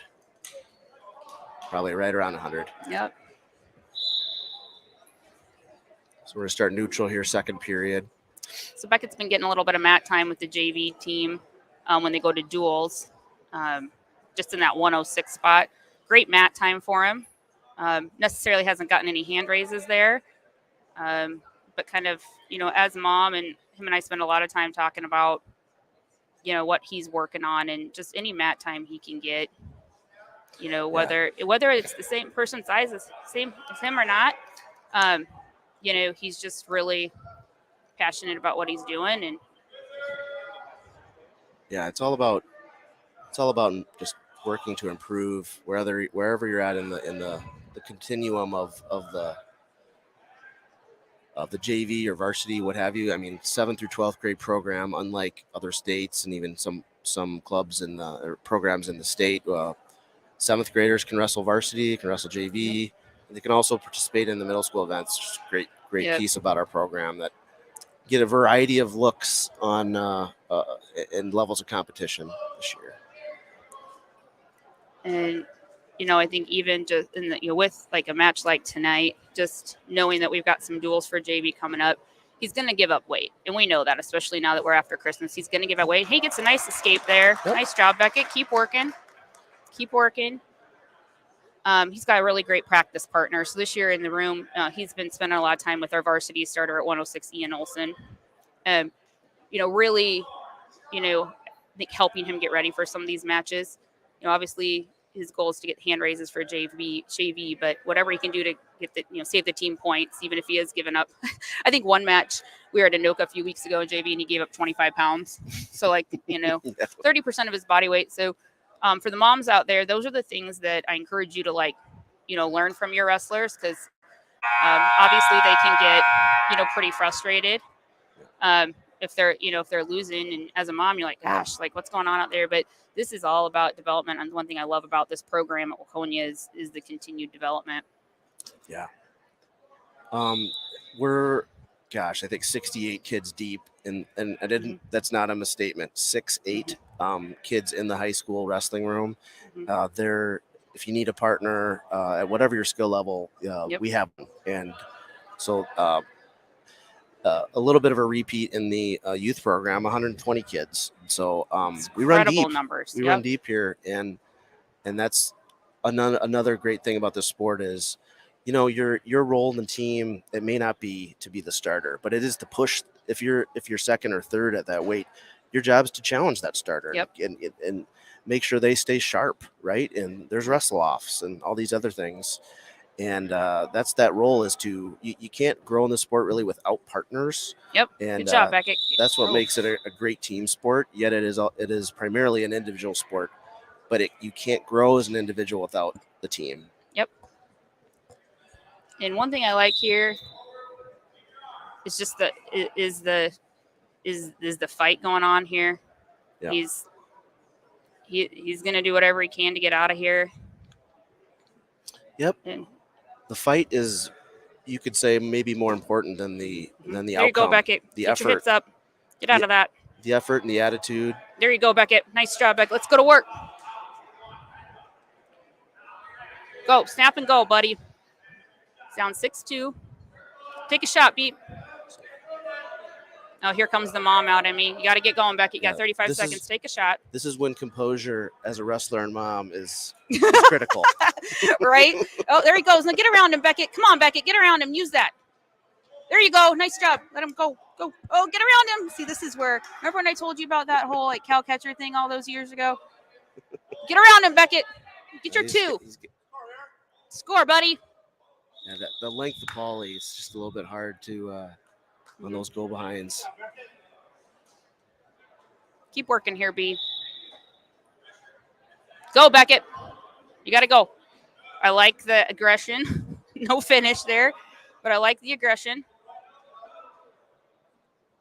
Yeah. So it's going to probably end 6-2. There's some good things here. I saw a few good things there.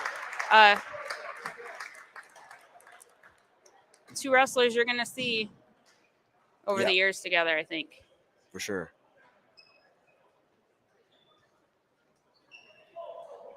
All right, we're going to see a brand new wrestler I've been anxious to see in a dual format. I'm going to see who this whose opponent is. We're starting to get text messages, Jeff. They want me to go on payroll. Hey, I got some people who want me on payroll here. I don't know about that. Do we get the name of the Norwood wrestler? No, I was talking.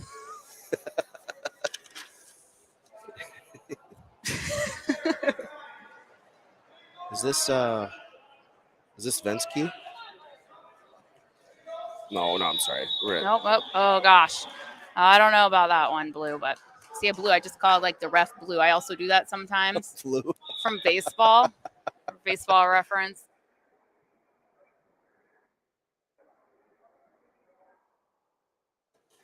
So for Waconia, this is Preston Graff, and he is an 8th grader.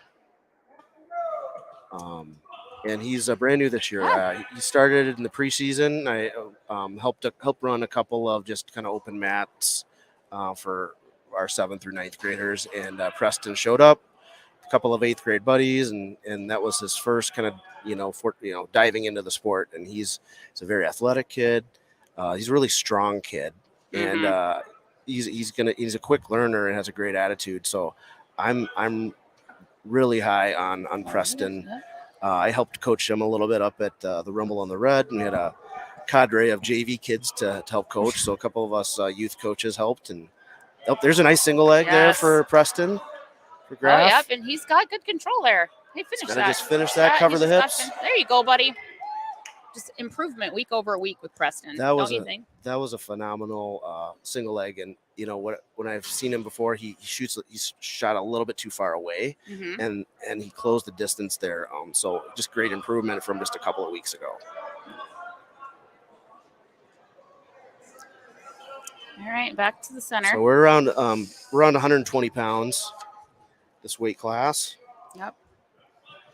And looks like Preston's going to take a 2-1 lead into the second period.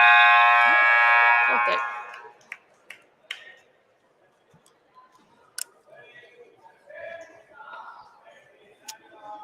So the Norwood wrestler is going to choose down. And let's see what kind of ride Preston has on top. Nice chop, tight waist chop. that was lingo I had not heard before. I heard tight waist, but not chop. So He's got a half here right side. hey, nice job. He's got He knew what he needed, and the he's wrist moving. pinned. And our wrestler from Norwood He's working to his feet. popping out. Yep. Oh, we're gonna try the tried the mat return. Yeah, he tried the mat return. He went backwards, but Yep, he's but look at him. really He's- really strong. So no loss of control yet. So Nope. he's still on top, and that's again a really good thing. I like what I'm seeing in terms of just effort, not panicking, continuing to wrestle through that position.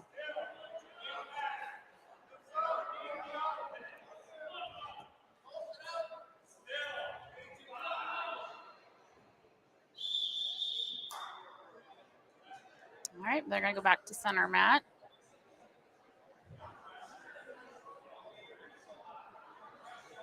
And Preston's getting some pointers from Coach Hackman over on the side here.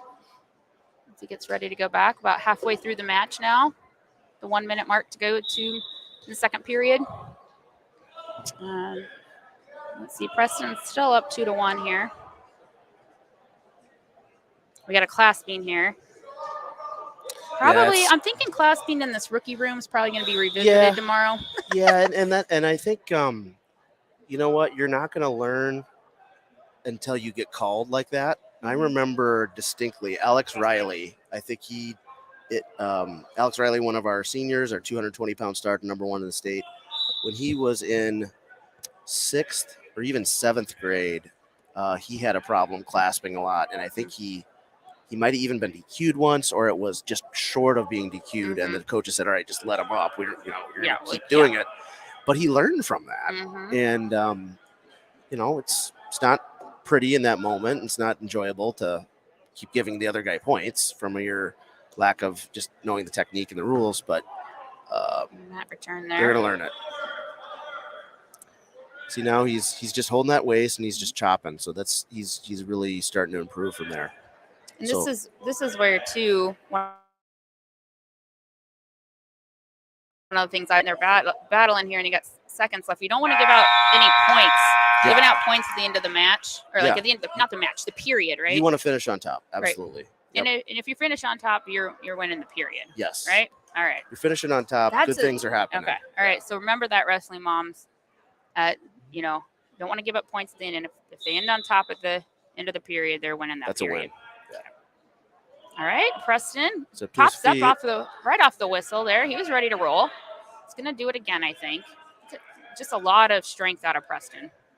Yeah, I think if he can kind of just stay out of cradles here, I don't think he's going to get turned by a half. He just kind of stays patient. He's going to keep working up. And what I like is happening is when he gets mat returned, he's ending up in his base position. Now, he's flattened up now, but he's working back to that base. A lot of natural instinct I see with Preston too. Exactly. He's close. Oh, yeah, he is. He's gonna get it. He can pop. Limp arm out. Oh, get going. The referee's waiting to give. So what's he waiting for here? So because if Preston gets behind, he's gonna give him 2. But for sure, he's got the 1, right? Yeah. He's got the escape here. So that's what. Okay. So now they're back to neutral. That's also, as a wrestling mom, sometimes you're waiting for them to call that point. There you go. That's 2. Yeah. You can hear the twos coming from the bench over there. Was kind of on his knees, and Preston just kind of ran him over. So it's up 5-2 now.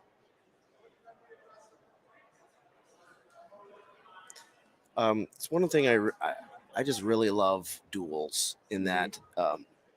Tournaments, I think the kids will get, like, everybody gets more mat time, but how cool is it right now? We've got about 50 people on live stream. We're going to have hundreds more that eventually will go and watch this again, watching just one kid on the team, and it's all about him. Yep. Headlock attempt there for the unknown Norwood wrestler. And Preston figure out who that might be. Preston doing a good job staying in position. Oh, there we go. So this is probably Cole. but it's Cole You think Concert. so? Yeah. Gosh, I love great representation in JV Yeah, for both these great teams job. tonight. Great job there for Preston. Preston. Great win. He's going to get a well-deserved hand raise You'll there. learn he only gave up those 2 points from those clasps, Yep. right? Yep. So again, for those tuning in, we're working now through the JV card of the for our second duel of the night against Norwood. Norwood Young America, Central Rangers. All right. Okay, this is Concert.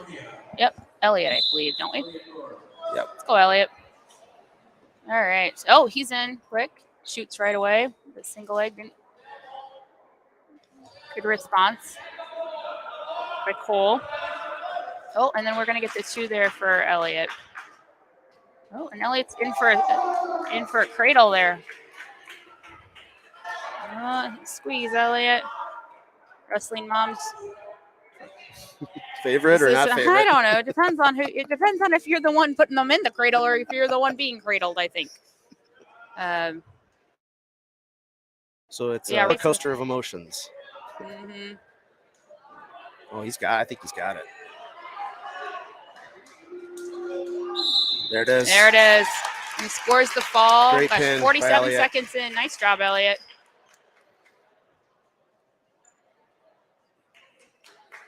Great job, Elliot. Elliot, second-year wrestler, 8th grader. Yep. It's a great win for him.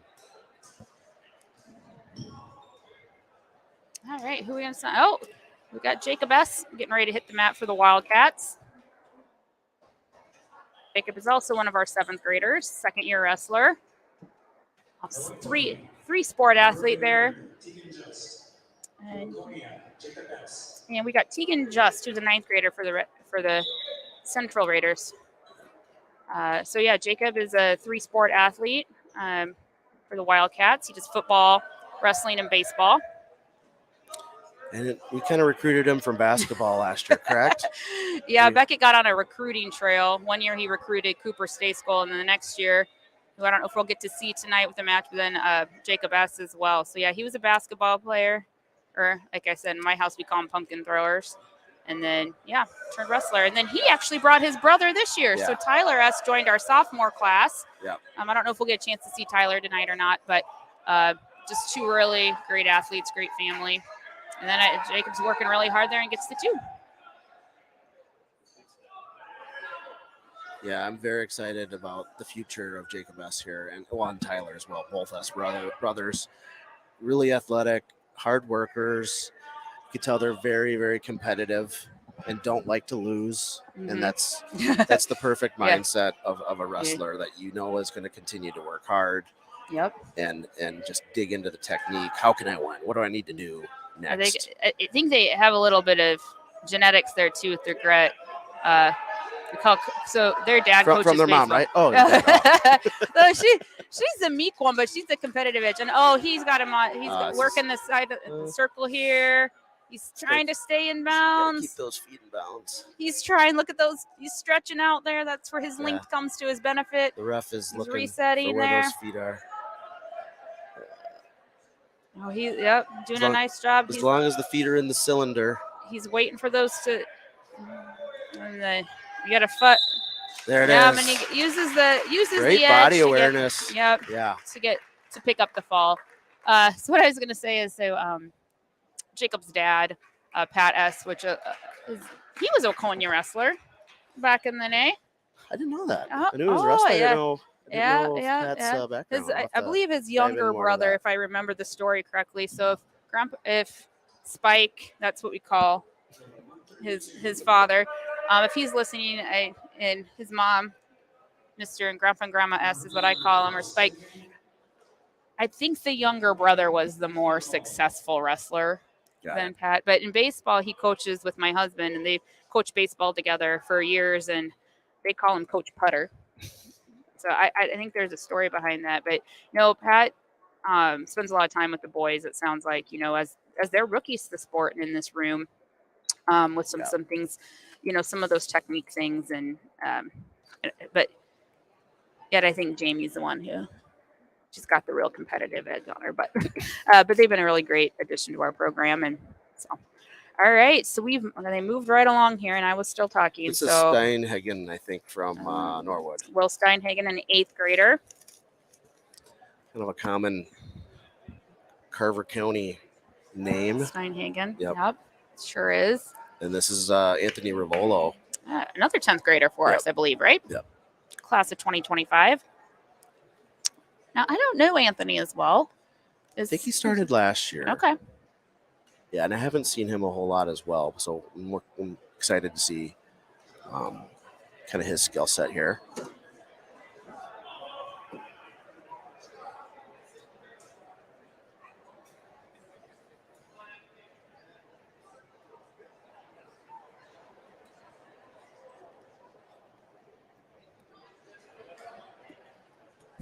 So we're 30 seconds left, first period. They're still kind of feeling each other out, hand fighting, as we like to say.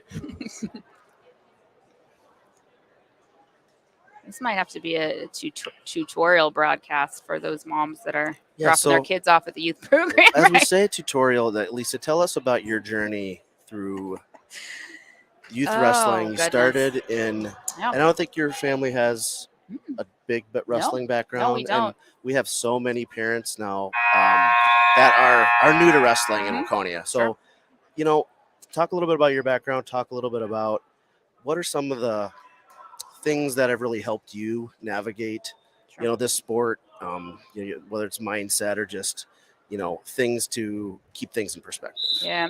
So as Jeff said, from Iowa. Wade and I are both, my husband Wade, we're from Iowa. Also known as Heaven. Yes. Yeah. And so obviously we grew up in a state where, wrestling's pretty prevalent, and spent a lot of time watching wrestling, but Wade didn't wrestle. I had some cousins. I have a big family, and I had a couple cousins that wrestled, but we definitely wouldn't be like a wrestling family. And when we moved up here, we had some friends that we met, and one of our friends was, and he might be watching actually, is Scott Wanzik. Scott he became one of our friends. Just I met him through the gym that I work out in. And so we became friends, and Beckett was in basketball as a first grader, not a fresh, as a first grader. And, he was out on the mat. He's not a very big kid, so he could dribble and he could run around. But Scott came to a basketball game when he's a first grader. And he's like, hey, so have you ever thought about, we were done, and, Beckett was super aggressive. And he's like, have you ever thought about wrestling? Yeah. And so Scott is really good friends with some of our big supporters that we have in the program, Mike Donovan. Got it. And the Stapleton family. Kind of the inner network of the last couple 20 years or so. Yeah. Right. So anyway, the next year we actually we saw the advertisement, which some of you youth parents that are listening saw the yard signs or the street signs or the little flyers that are out around town in the fall during our recruiting sessions. And there's a free clinic that our program puts on for families that are, or kids that are interested in learning a little bit more. So we went to the clinic, and that's where I met Jeff for the first time. Yeah, I remember that. Yep. I came in, and he had a Hawkeye stuff on, and I knew instantly that we were in the right place because, most wrestling fans, like, whether, they like to wear their Hawkeye pride. And I grew up a Cyclone. I'm still a Cyclone. That Tide. Did you see that Cyclones almost beat the Hawkeyes this year? I know. In that duel next year. Shout out to the Cyclones, tied for third, or they're ranked, tied with Michigan right now. So some good things coming out of that program. But I digress. So so we went to the free clinic. Went to the clinic. Yeah. Signed Beckett up. Yeah. And he was in second grade. Yeah. Right at the time. Mm-hmm. And man, he learned pretty fast. Yeah. Can't remember. Did he kind of wrestle and wrestle off and make the team that first year? I can't recall. He wrestled off. We didn't know what that meant. So for those of you, the youth program, that's where they're looking for a spot on they're competing for a spot on the dual team. We form a competitive team of the best kid at each weight class. There's 15 weight classes, and they could be a sixth grader, they can be a second grader, they can be, it's K through, pre-K through sixth grade. And of almost like a travel, made the kind of like the travel team, right? And so that was his first year, and he wanted to wrestle off because he's a competitor naturally. And he didn't win that wrestle off, but he did get the exhibition spot, or the backup, so he could do exhibition. So he traveled with the team that first year, and then got his first starting spot. I think that's right. He was an alternate. He was an alternate when he was in second grade, and then third grade, I believe he got the 60-pound spot. Yeah, something like 55 or 60. And then was a member of our youth team 3rd, 4th, 5th, and then 6th grade year. And just really has taken a knack to it, and really, really has a passion for the sport, just as much on the mat as off the mat. I tell some folks a story that you wouldn't know it with Beckett right now, and if some of his teachers are listening, but he wasn't really organized when it came to school. Like, he'd get stuff done, and he's got a good head on his shoulders, but like, he wouldn't do his reading at night. His room was a disaster. So you'd say wrestling really kind of helped him from a discipline and focus perspective. Yep. And it just learning that self-discipline. Shout out to the No Nonsense Wrestling, the barn. Jake Sotzer. One of the things he taught Beckett in one of the clinics that he would go to in the summer, and he still does some off-season clinics and stuff, was they watched a movie, they watched a video one day, and it's a famous one on YouTube, and I'm forgetting the sergeant's name, but he was given a speech. I don't know if he's a sergeant or something in the military. Well, he was doing a commencement speech, and he talked about getting up every day and making your bed as a way to get started on your day and focus. And ever since then, those are some of the things that Beckett has really taken a test to, and I know some other kids in our youth program, but that sticks out to me. So we'll continue on kind of your path, but Ravolo with a nice 3-2 win there. Pretty evenly matched kids. Yeah, that was a good match. All right, so we're getting another JV match here tonight. We got one of the Gamble brothers. Okay, Cooper Gamble. That was the Cooper that I forgot. I knew we had another Cooper, so sorry, Amanda, if you're listening. Another Cooper on the Wildcat Wrestling team. Who would have thought? All right. We have lots of Coopers on this roster.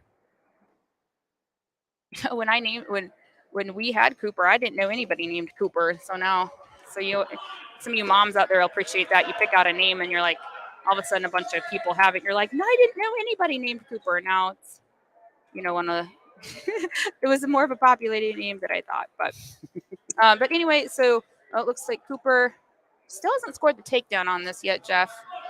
Help me with that one. He isn't fully have control. See, Klumpkin's got his leg. Oh, yeah, gotcha. Okay. You've got to get full control of the wrestler, get behind, and if you can, get under the armpits and a waist or a leg or a hook, if you kind of hook the leg with your leg and get under the armpits, then they'll give. So you got to have kind of control of kind of both parts of the body, more or less.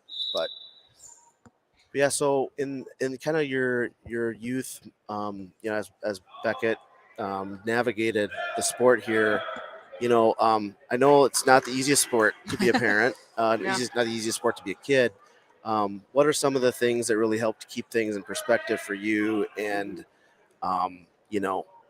continue to help your kids kind of grow in the sport? And we'll also talk about your youngest, who is a rising star in our I don't know in our pre-K group. No, I think you're giving little Dugan Devon a little bit of too much credit. I don't know. Wade picked him up from Junior Grapplers Monday and said he isn't going back because he was screwing around so much. But we'll talk about Dugan. We'll get to Dugan. But I think that what you said about what helped me navigate. There's a couple things. First of all, is just listening and watching at matches and becoming visiting with the parents around you. Yeah, kind of soaking it in, absorbing. And there's a lot of. You can get on the internet, right, and you can YouTube anything. But Jeff and Coach Voss do a really nice job in their communication. And if you haven't had a chance, and I think I saw this going out, their YouTube videos. I think Jeff, you have one out there with just the basics. But I think the one thing I would say for new parents is they're gonna lose. Yeah, and they're gonna cry, and you.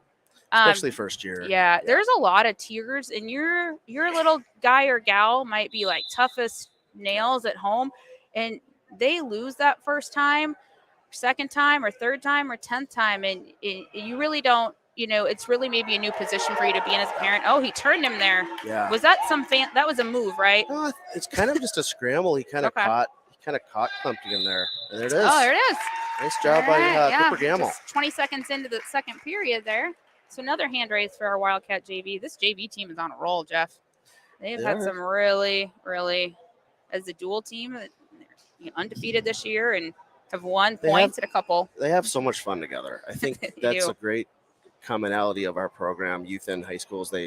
Kids know how to have fun, and it's not always sunshine and rainbows, don't get me wrong, but the culture, it's the culture getting better, and you keep working on that, focus on the techniques, good things are going to happen. Yep. And you're going to learn. So this is Bryce Ernest, and we've got Kama Williams from Waconia. Yeah, Kama has just, we'll get back to the mom stuff in a minute, but just really continues to improve. I know I get a little bit of insight from Cooper because he's a practice partner with Kama sometimes, but we were up at the Anoka duels, and we were in a really tight battle with STMA. So for for those that maybe are from Benilde or from NYA, we had a tied duel with STMA and ended up winning on criteria. And the Anoka duels, which was basically kind of like could kind of call it a quasi dual state championship for JV at all the big schools there. Yeah, it sure was. And one of the marquee matches was with Kamal, and he was down and came back, and he was down a point. He pinned this guy. That's right.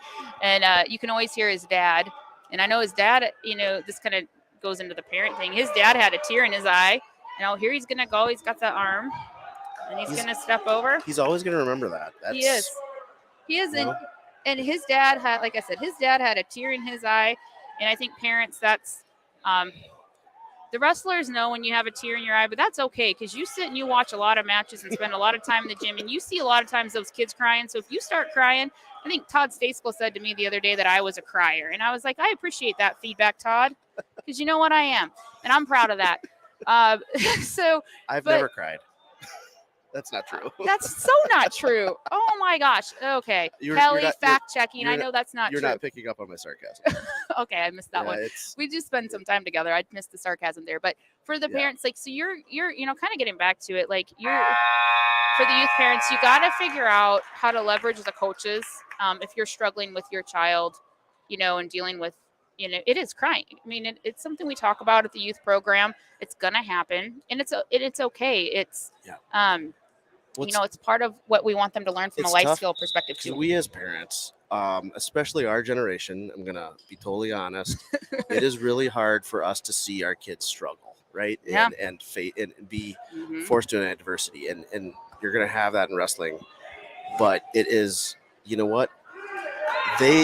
they will surprise you, and that is really among the things that draw the tears, is because they will develop as just overnight in this sport, or even in the middle of a match. And there's nothing more rewarding to see that, especially in your child when you see that happen. But you really become, I think I have at least, overwhelmed when you see it. If you've coached kids, you know that they have it in them. They may not believe it, but that self-discovery is so powerful. Yep, it really is. And I can hear Kamal's dad. He was saying squeeze. Usually it's the moms, and he does pick up the pin, and dad's high-fiving down there. And gosh, I can see his grin from up here, Jeff. Yeah. But it really is. And I think as parents, as your child grows in the sport, and whether, they're out that this is going to be their sport, or, they have their own goals. And that's the great thing about wrestling and for the youth is everybody's going to have their own goals. So, there might be a 5th or 6th grader and their goals might be, to score points for their team, or they might be team related. And you may have a young one that getting a takedown, getting their very first takedown. You always remember your kid's first takedown. You'll remember their first pin. And that's, that's pretty special. But as your kids get older and you shed a few tears, they let you know it.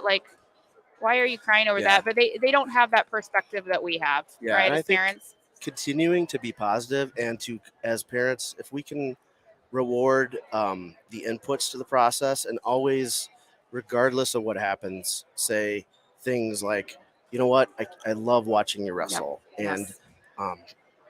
praising the effort, the attitude, praising some of these things that these kids are that are in their control, and also just praising some of the really the technical things that they should be. That is their journey. It's a really it's not an easy sport to learn, and some of these techniques really don't become perfected until later, and especially as kids and youth kids, some of these kids can't even walk and chew bubble gum at the same time yet until they're maybe 6th or 7th grade. And we just all have to be patient. Every kid's path is different. We had a kid, Garrett Voss, who didn't start wrestling until 7th grade. He didn't make the varsity lineup. He wasn't even big enough until 10th grade to make 106. He ended up as one of the winningest Waconia wrestlers, got 5th his sophomore year, and ended up becoming a 2-time state champion, 4-time All-American at St. Cloud State. He didn't start until 7th grade. Yeah. There's so much time, and honestly, any of the mat time the kids get as youth wrestlers is only going to give them a head start in their high school career, because it really kind of restarts, especially when these kids develop muscles, go through puberty. Their growth spurts. Those techniques that used to work in 1st or 2nd grade are kind of thrown out the window. They got to redevelop themselves. Yeah, because strength kind of takes over from speed. And it looks like we're getting ready to start our varsity match here with at 106. So we've got Ian Olson for the Wildcats and Parker Honnell in 9th graders. So we got the battle of the 9th graders here out on the mat. So these two have gone at it over the years. And it looks like, just a shout out as we were talking about takedown cancer, Honnell for the Central Raiders. Looks like he's got pink on for his sleeve. So guessing he's got that as a tribute to someone. So that's pretty special. Subconsciously, he said, I'm going to wear pink because we're going to be promoting he takedown cancer. So anyway, we got Ian had the takedown and then wasn't in the position he wanted to and feels confident on his feet. So it looks like he gave Honnell the escape there. And there he's going in. He's going to step got kind over. of a fireman's carry there. Takedown. Really nice. Carter, my son used to be pretty close to Ian's weight when they were youth wrestlers. They're a year apart in school, and wrestled a lot of the same kids kind of coming through.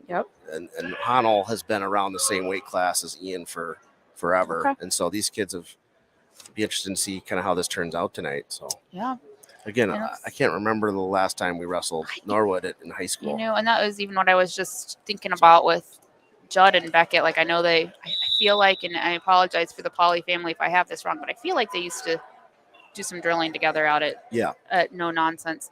Kind of going back to what you were talking about with Garrett Voss.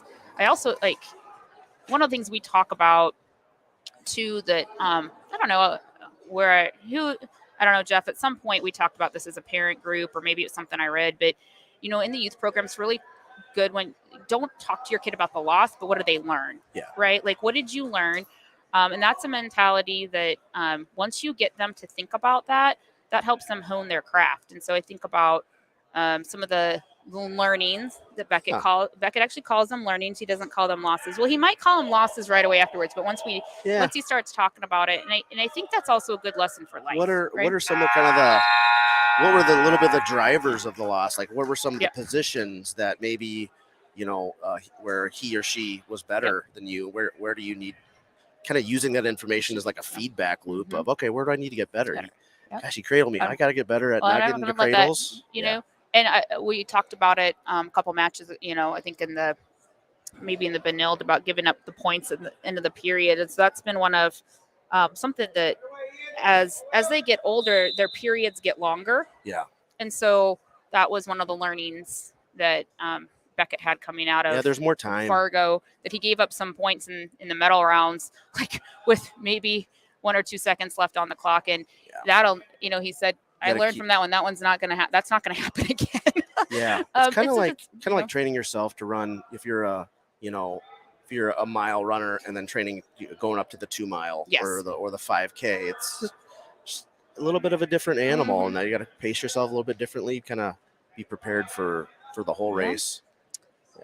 But just think for the youth parents out there, like, don't ever talk to them about their losses. If they want to talk about it, and wait for them to talk about it. Don't bring it up to them. Yes. Don't let them talk about it. Let them be emotional. Sometimes after matches, would you agree it's best if they're emotional, they're crying, Let them kind Yes. of go. Let them kind of Figure go. it out. Yep. Cry it out. Gain your composure, Mhm. and then you know what? Talk to your coaches, right? Yep. And then our role as parents really is that unconditional love, right? And support. Always proud of you.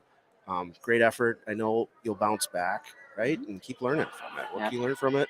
Okay, short memory, going on the next one, right? Yeah. We have a saying in our house from baseball, because Wade coaches baseball, is baseball players have short memories. Yeah. You don't get a chance in baseball if you miss a ground ball. The next batter is up, right? Yep. And so Give up a homer. yeah. And, Oh. and if you're Coach isn't coming out there, you're still in. Yeah.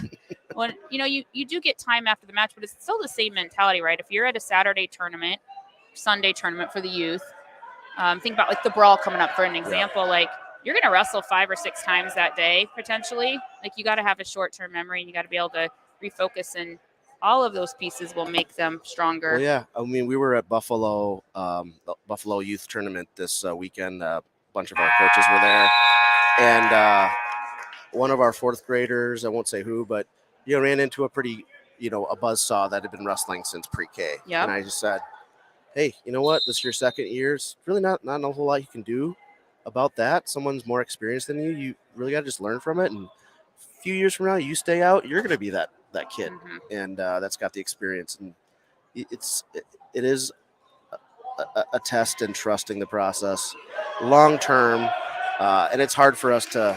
We want short term success. We want it now, but it doesn't happen very often. Yeah. And keeping that perspective is key. And I love how you said trust the process. So that was Hawkeye Jeff Catherman quoting one of the greatest college football coaches out there right now, Matt Campbell from Iowa State. So Yep. I think one of my favorite youth stories is when the T-shirts came out. So every year we got a youth T-shirt that the coaches always, are fighting over who's going to design or I've what delegated entire control now to Neil. He's the apparel guru. Yeah. Well, so the best year was the year that Trust the Process, came out from, a lot of college football fans know what I'm talking about out here, especially those of you from Iowa, even if you are a Hawkeye. And the T-shirts came out, and I believe, if I remember correctly, they were black and gold. There was a lot of black and gold, and it said hashtag trust the process. So I don't know if there was any purple on those, or if those ones were all black and gold. Feedback, it looked too much like Hawkeye and too much like Hutchinson. We are in Minnesota, so right? We made adjustments. We made adjustments to that, and to try to weave in some purple or a Vegas gold or something. I know. So Ian's been just grinding away in this. He's got a 6-2 lead. 6-3 lead. 6-3, sorry. Yep. Good catch. 16 seconds left, and this is one where, as a mom, that Ian's arm looks like it's in a tough position, but he seems to be just waiting for the stalemate. Yep. And I'm going to give Ian a ton of credit here. Ian's been navigating that trusting the process phrase this season, and lightweight for he's probably in the mid 90s in terms of 96, 97 is what he weighed in at tonight. But he has the skills, and he's going to continue to get better.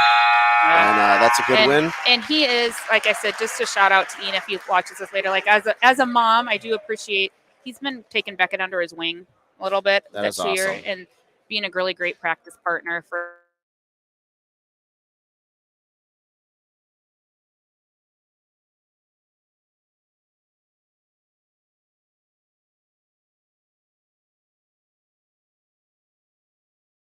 him. Second time tonight, Gabe was short for Waconia, and I didn't hear who they said because I was talking yet again. 113. Nate Vensky. Great.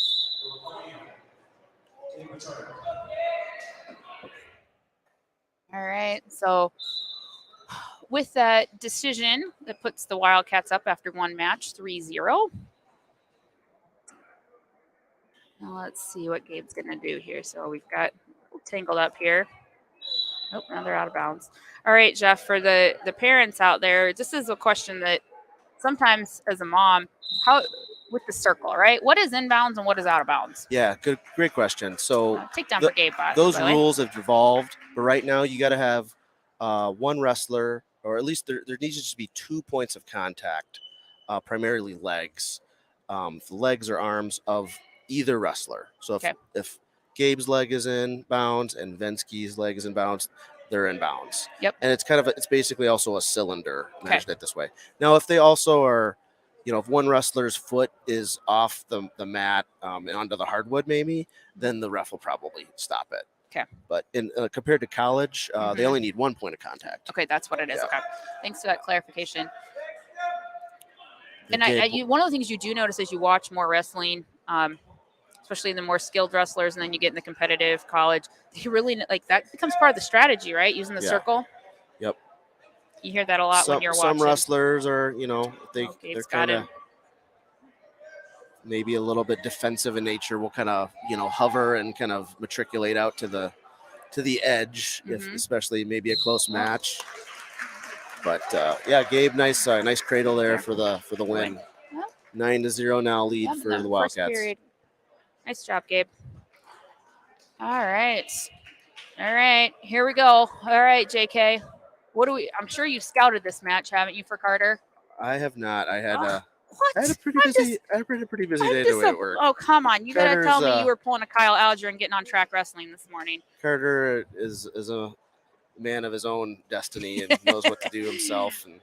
And I've evolved to that hands-off phase of my. All right, what just happened there? Sorry, who got the caution? Oh, I think they might have been a little bit quick off the whistle there. All right, so I'm gonna try to break down Carter here, because I'm sure you get to do this a lot. So Carter gets the takedown. One of the things that's been really great for me to learn about too, parents, as your kid evolves, or as your wrestler evolves, there's different things. It's not like what the wrestling style we see the majority, like in our room and right here, is folk style, right? Yes. So we, as a program, have really tried to think about ways that we can continue to, have opportunities for our kids to learn other styles of wrestling, such as Greco and freestyle. And it's been really awesome. Carter has been working super hard, doing a lot of year-round wrestling, and you could see his Greco kind of is something that he's really taken to, and you can see that. I can see that. When he's in neutral, and he's definitely evolved. For me as an outsider, like I can tell his stance has changed when he's in neutral. He's got a little bit of that Greco. I don't know, kind of almost looks like a dinosaur. I'm not going to lie. Like they look like when you go to a Greco match for the first time, moms, it look like if those of you who, and I give a shout out to that, we're going to have that program again in the spring. Yep. There's my chairs. We're going to have a Greco and freestyle opportunities for our kids. And maybe that'll be something we can talk about in February. It's a lot of fun. But they look like they've got like little T-Rex arms. Yeah, when you go out you don't have to, in Greco, there's no touching of below the waist. So you don't have to be in a low stance to protect your legs. You're better off getting leverage underneath your wrestler, and so you can kind of be in that, upright position.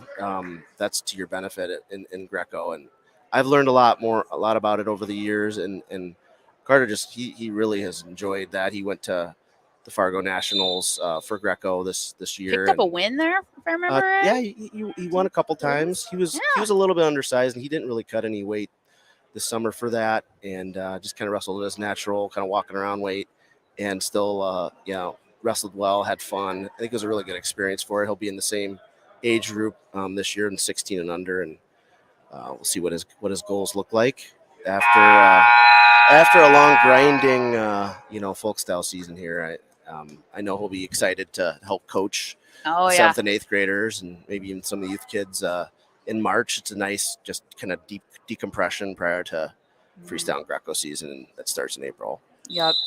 And what would you say? So I'm going to put you on the spot here a little bit, Jeff. So when you think back to, Carter's youth days, what were some of your learnings, and as a parent, things that you had to think about with Carter and his style and personality and progression in the sport? He would tell you, Carter would fully admit, his youth career, he was a little bit pretty inconsistent. I would say he probably was, probably a 500 wrestler most years, but he always came with great effort, and he continued to develop a passion for the sport. He wanted to get better. I think in the 6th grade year was kind of his turning point, in that he said, I think in one of his 6th grade speeches, he's like, I decided I wanted to get better. I was tired of losing, and really kind of that switch internally within him turned on. And that's another thing as parents that we've learned, is we can want it for them. Yeah. They have to want it for themselves. Right. and it's a constant battle and just them learning the nuances of the sport, the technique. It's very technical, and he's really dialed in terms of just his mental introvertedness to the sport on just positioning and just all kinds of stuff. And so And strength training and yeah, he loves working out. He loves lifting. That all those things really can help a kid. And but I think his knowledge and also just committing to wrestling probably year round now has been a big turning point for him. Yeah. So it's all credit to him, and that was a great half there. Yeah, Just horsed them over. Up 10-0 and kept wrestling through it and put 6 on the board for the Cats. Yep. All right, I think that for the parents out there, like just seeing the kids, all of them, not just yours, like grow and develop in sport. Jimmy Johnson's going to get that courtesy hand raise there for the Cats. I think that's part of the camaraderie, and I think that's one thing we haven't talked about, Jeff, is when I look down here in the stands, like there is a wrestling family, and oh yeah, we've become our own subculture. Yeah, we win as a subculture, we lose as a subculture. We have a saying back home. If my parents are listening, Dad, this one's for you. We have a saying in the Tiernan that's no booze. So there might be some safety meetings that occur before and after wrestling matches that are with our family. We call them safety meetings. I don't know. I think I stole that from hockey. So we don't tell hockey people we steal things from them. But I think that's part of the other thing. Parents is you're going to spend a lot of time in the gym and in the bleachers. You might sit at a wrestling tournament for 5 or 6 hours with your second grader. Or waiting for them to go. And get to know the parents, circle. Get to know the parents next to you, and you'll discover potentially lifelong friendships, and relationships. Yep. And I'll tell you, when I walked in to that wrestling room and I saw you and that wrestling clinic and Hawkeyes, I didn't know if we'd ever be friends, but it even turns into where your families travel together, help each other out with rides. Yes. My wrestling family got to we all went to Florida and celebrated my 40th birthday party. And gosh, Mav picks up a quick pin there. Nice job, Mav. But that's the other part of the sport that you're not going to see on the mat or on these broadcasts either. So nice job there, Mav. All right. But no, that's the other thing, like parents, as you're at these matches, one of the questions I did have, we haven't talked about, is I asked a question at I think one of the very first parents meetings, like, hey, so when I go to a match, who's going to corner my son? Because I don't know anything about it. And I was using like a boxing or kickboxing reference when I say corner. But that's one of the things that we've really evolved as a program is doing our best to have coaches at these youth, coaches that are available, because it is hard as parents to try to like coach your kid if you haven't grown up in the sport, which I like, do I pick top or bottom? And so having that coaching presence has been really is great too. And you can ask around the stands if you don't know who your coach is. That's a benefit of our club. I'm not trying to be prideful, but I don't think a lot of other clubs do it to the extent that we do, especially at the youth level. Is we have about 15 volunteer coaches that we will advertise where we're going to be going, and you as a parent that doesn't know anything about the sport, you don't have to coach your kid. If you go to those tournaments where the coaching consensus will be at, leverage the coaches, and if you can do that to be a parent and not a coach, it's all the more easier. And our coaches have just phenomenal set of just skills in the sport. History. We have several guys that wrestled for the Gophers, several that were, freestyle national, Greco national champions. The resumes are deep. It's ridiculous. And, all you got to do is ask a coach, is like, I want to go to this tournament this weekend. Who will be there? And we try our best. We can't be in every single match, every single corner, but we as a community and even other parents that will help, just be there. Just moral support is huge. And like I said, we're not going to be able to teach a kid a half Nelson during the middle of a match if they haven't practiced it. Right. But we can work through some of those concepts, right? And Yeah, So that's what's great. Lincoln is up here 4-1. He's going to get 3-point near fall. And I don't I don't know if we announced it because we were so ingrained in our awesome conversation. Who do we got up here for the Central Raiders? This Jeff? is Reese Lynch. Okay. We had Roman Holland that Okay. Maverick wrestled, and they're listed on the program both at 138. I bet one of them weighed in at 132. Yep, looks like it from. Yeah, so Reese Lynch, 11th grader, and then gosh, Norwood's pretty young. They've got Yeah, they really quite are. a few 10th graders on this roster. 6, 8 10th graders. It's great for their 6 future. 9th graders, and they have 4, 5 7th graders. Well, that's great.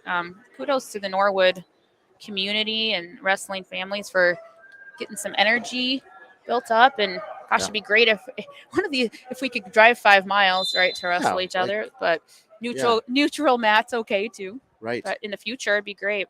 Yeah, and looks like they have quite a few JV kids. I mean, we have quite a few. Let's put together a home duel next year. Maybe we could do the same thing because we usually the conference opponents will flip kind of home and away each year. Yep. Oh, Lincoln's got a cradle. He's got a pretty tight squeeze on that one. Lincoln's been having a phenomenal year. Senior, he's one of the captains, and talk about a kid that's really just matured and from a mentorship perspective. He's extremely smart. Yeah, he was just honored. He was one of the academic all-state football players that was recognized down at the state tournament for the Wildcats too. Yep, and he's going to go he's kind of narrowing down his choices to either it sounds like Iowa State or go Cyclones or North Dakota State. Yep. Either one of really great schools, and gosh, just a really great kid. But that was pretty cool to see Waconia Wildcat recognized. Yes. For that academic success. That's one of the other things, parents. Fun facts Team about state, our work. Yeah. Academic team states for like 5 years in a row. Yeah, 5 years in a row. The Waconia Wildcats have won the 3A wrestling program, has won the what do they call it? The academic award for top GPA. So something that we it's really cool. When I went to my first parents meeting for the JV Varsity, the coaches and Coach Hackman, the very first goal is that we repeat that. I think that really talks about the focus of, we've got a lot of success on the mat right now, but just the focus on the student athlete.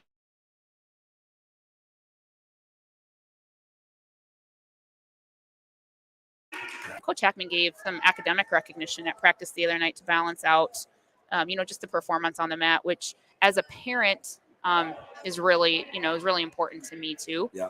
Then we got Brady Dwinell back on, and he's working the circle as well, and he's scores the pin. 59 seconds in. Gosh, that's great to see for Brady. I can't remember. Did Brady have a pin or did he have a forfeit that first match? I thought he had a pin. Okay. So good. I've been talking so much that I might.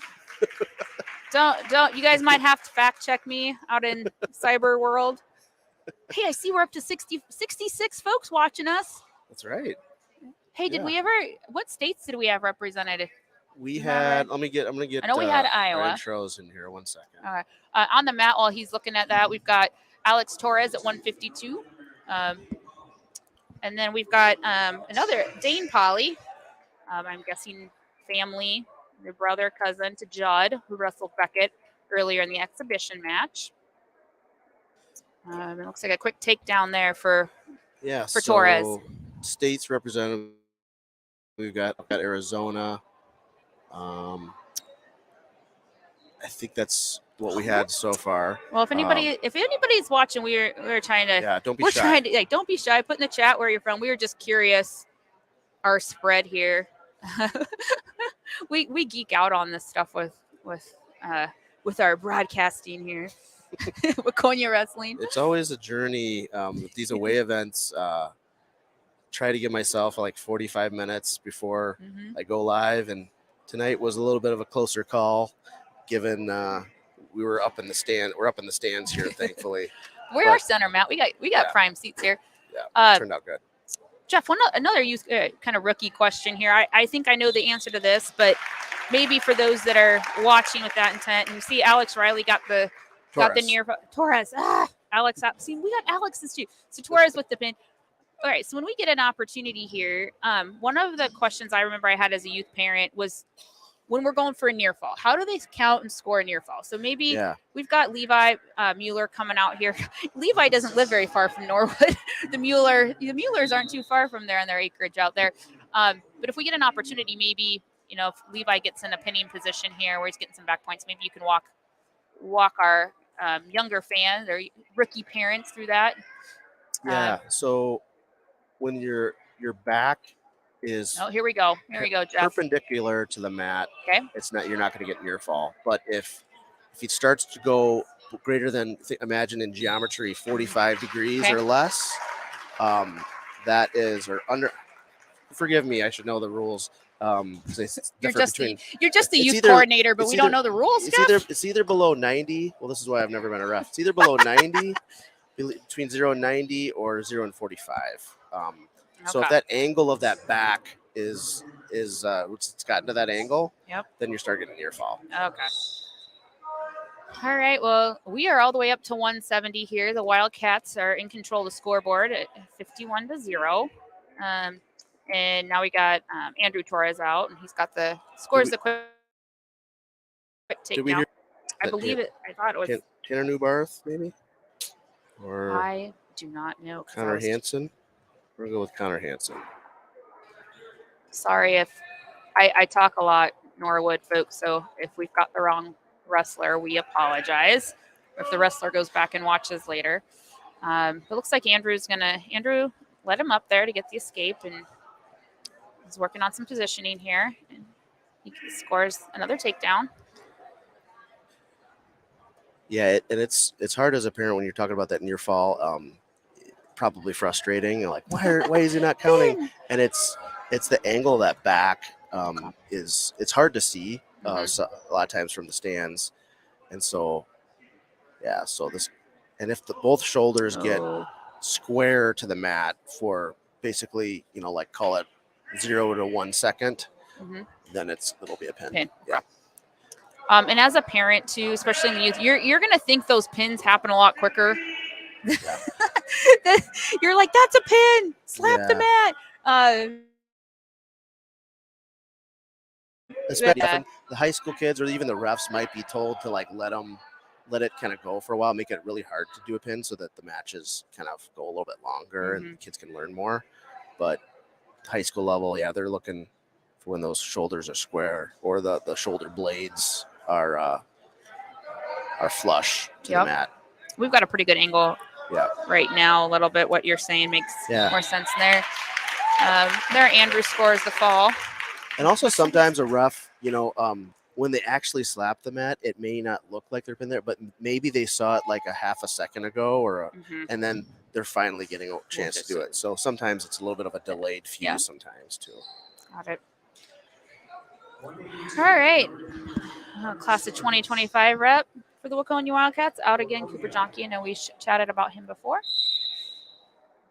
on his last match. And he's this is Carter Storms for Norwood. 10th grader, too. So we got two class of 2025 reps. Norwood's pretty young. Very young. They have, it looks like just maybe 2 seniors. Yep. So future. Yeah, and Norwood's a single A school. They're in a pretty tough section. Usually you got Howard Lake, you've got Kimball. Is Watertown 1A, 2A? Nope, they're 2A. 2A, okay. Hutch is 2A. 2A, okay. Yeah. Hutch used to be in our old 2AA section, and now they're in West, right? 3. Yeah, now they're in 3AA, and they've got now to navigate Fairmont and New Ulm, those types of schools. Coming from Iowa, those were the schools that you're always nervous about because they were the farm kids. Yeah, I mean, it is. I would say, AAA has a lot of the top end. The top 4 in each weight class are very high quality, and a little kind of sometimes it drops off a little bit, but like the depth of 2A in the state of Minnesota is really, really high quality. Yeah. You've could have maybe 1 through 8, 1 through 10 that are very, very, very solid Awesome. kids. And you see that a lot. Then, it's great, those bigger tournaments that we'll see as the, Christmas tournament or the Rumble on the Red, or, last weekend they had the Cheesehead out in, that's in right. Waconia. Is that the Apocalypse Cheesehead? You see in those tournaments, you're able to have schools that are, across the different classes of Mhm. enrollment. Sure. So, Yep. It sure does make for an exciting and end of February, beginning of March too. And it looks like we're going to wrap up period 1 here. Cooper, we're scored that match, or that, period. We'll see. Yeah. Oh, we got a blood time here. I had a Facebook user that did correct me. My gut was, it's 45 degrees or less. Okay. Thank you, Yeah. Leland.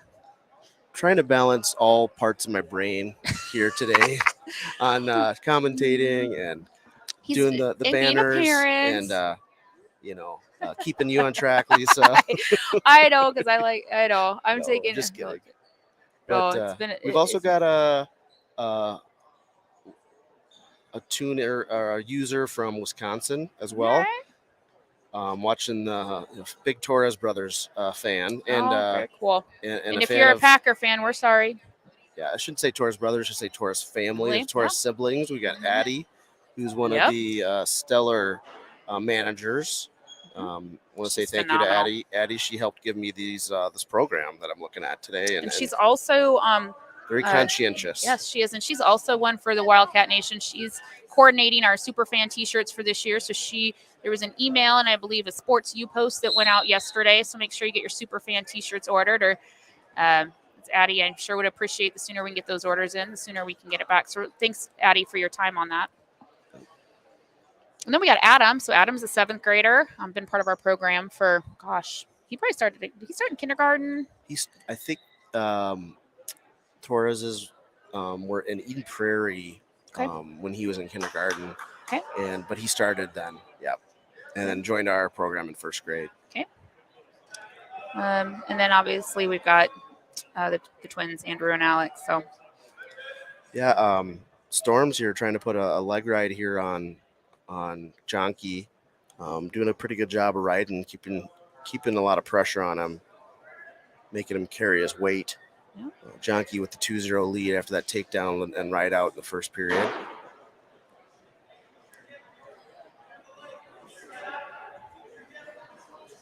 This looks like 2 very athletic wrestlers out on the mat. Yep. 2 sophomores, like you mentioned. No, let's see. Jonky's. So what's Jonky trying to do here? He's just kind of trying to get the reversal. He's elevating that leg. Okay. So you can see Storms is on his hip. He doesn't want to be there. Oh, there he got it. Right. You really got no power when you're on your hip like that. So now Cooper's up 4-0. We got tight there. Applying a lot of forward pressure.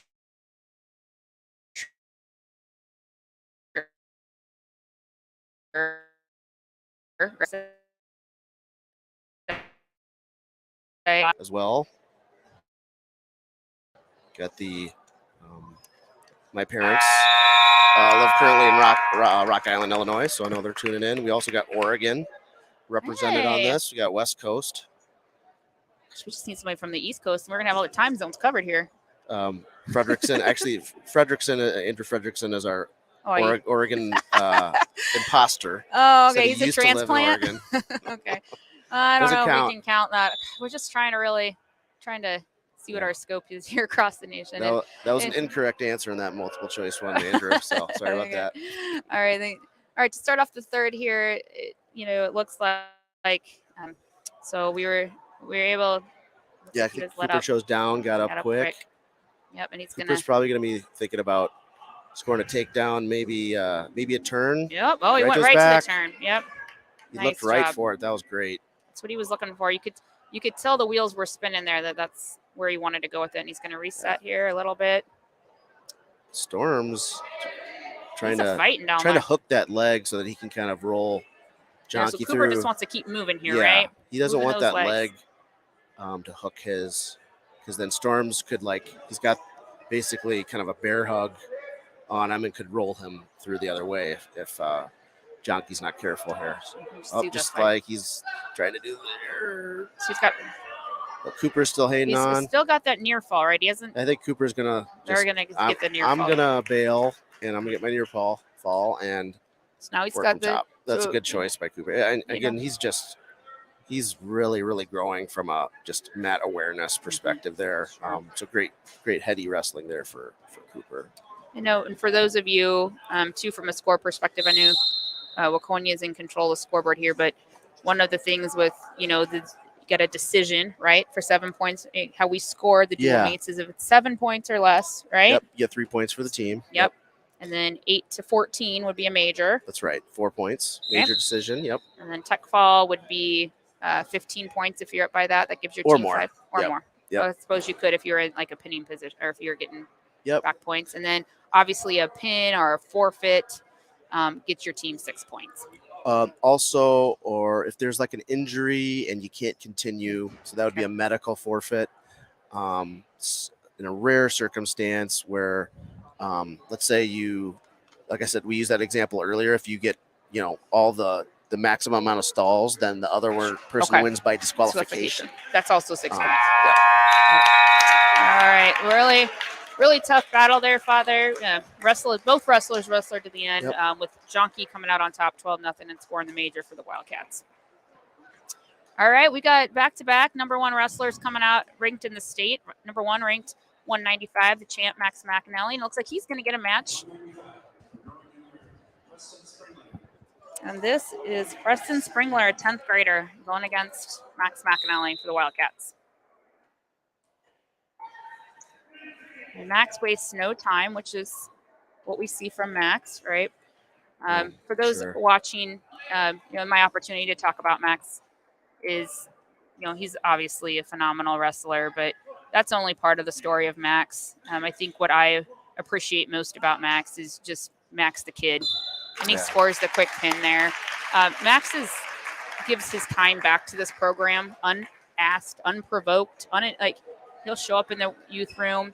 He's very good about keeping track with the youth wrestlers. A couple years ago, Beckett was down wrestling at NYA State, and Beckett had just got a cell phone, and one of the few phone numbers that he had given out was to Max, and Max was keeping track of him and was texting him throughout the day, and I'm sure he was doing teenager things too, but the fact that he's just got that level of caring, it means a lot to me as a parent, and I know it means a lot to this program. So Max is a phenomenal wrestler, but Max McAnally, the kid, is second to none.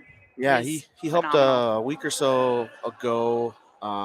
We were in the youth room, was working on just kind of his, his hand fighting techniques and his, how he sets up his shots, a lot of his offense, and we just worked on that the entire practice, and it was awesome. And we usually get that at least once or twice a year from him, and I'd like to see that tradition carry from, Max is graduating this year, and so great opportunity for all those sophomores or juniors to come and join us on Tuesdays or Thursdays in the room. The door is always open. Or Mondays. The grapplers. And they could face off against the fighting. I don't know. Not the fighting, but the energetic. The energetic Dugan Marsh. And we've got 45 of those little guys and gals. We've got a couple of girls in there too. Which is awesome. See the girls represented. And we do have Alex Riley out on the mat here, but all these guys were probably junior grapplers. I don't think we called it junior grapplers back then, but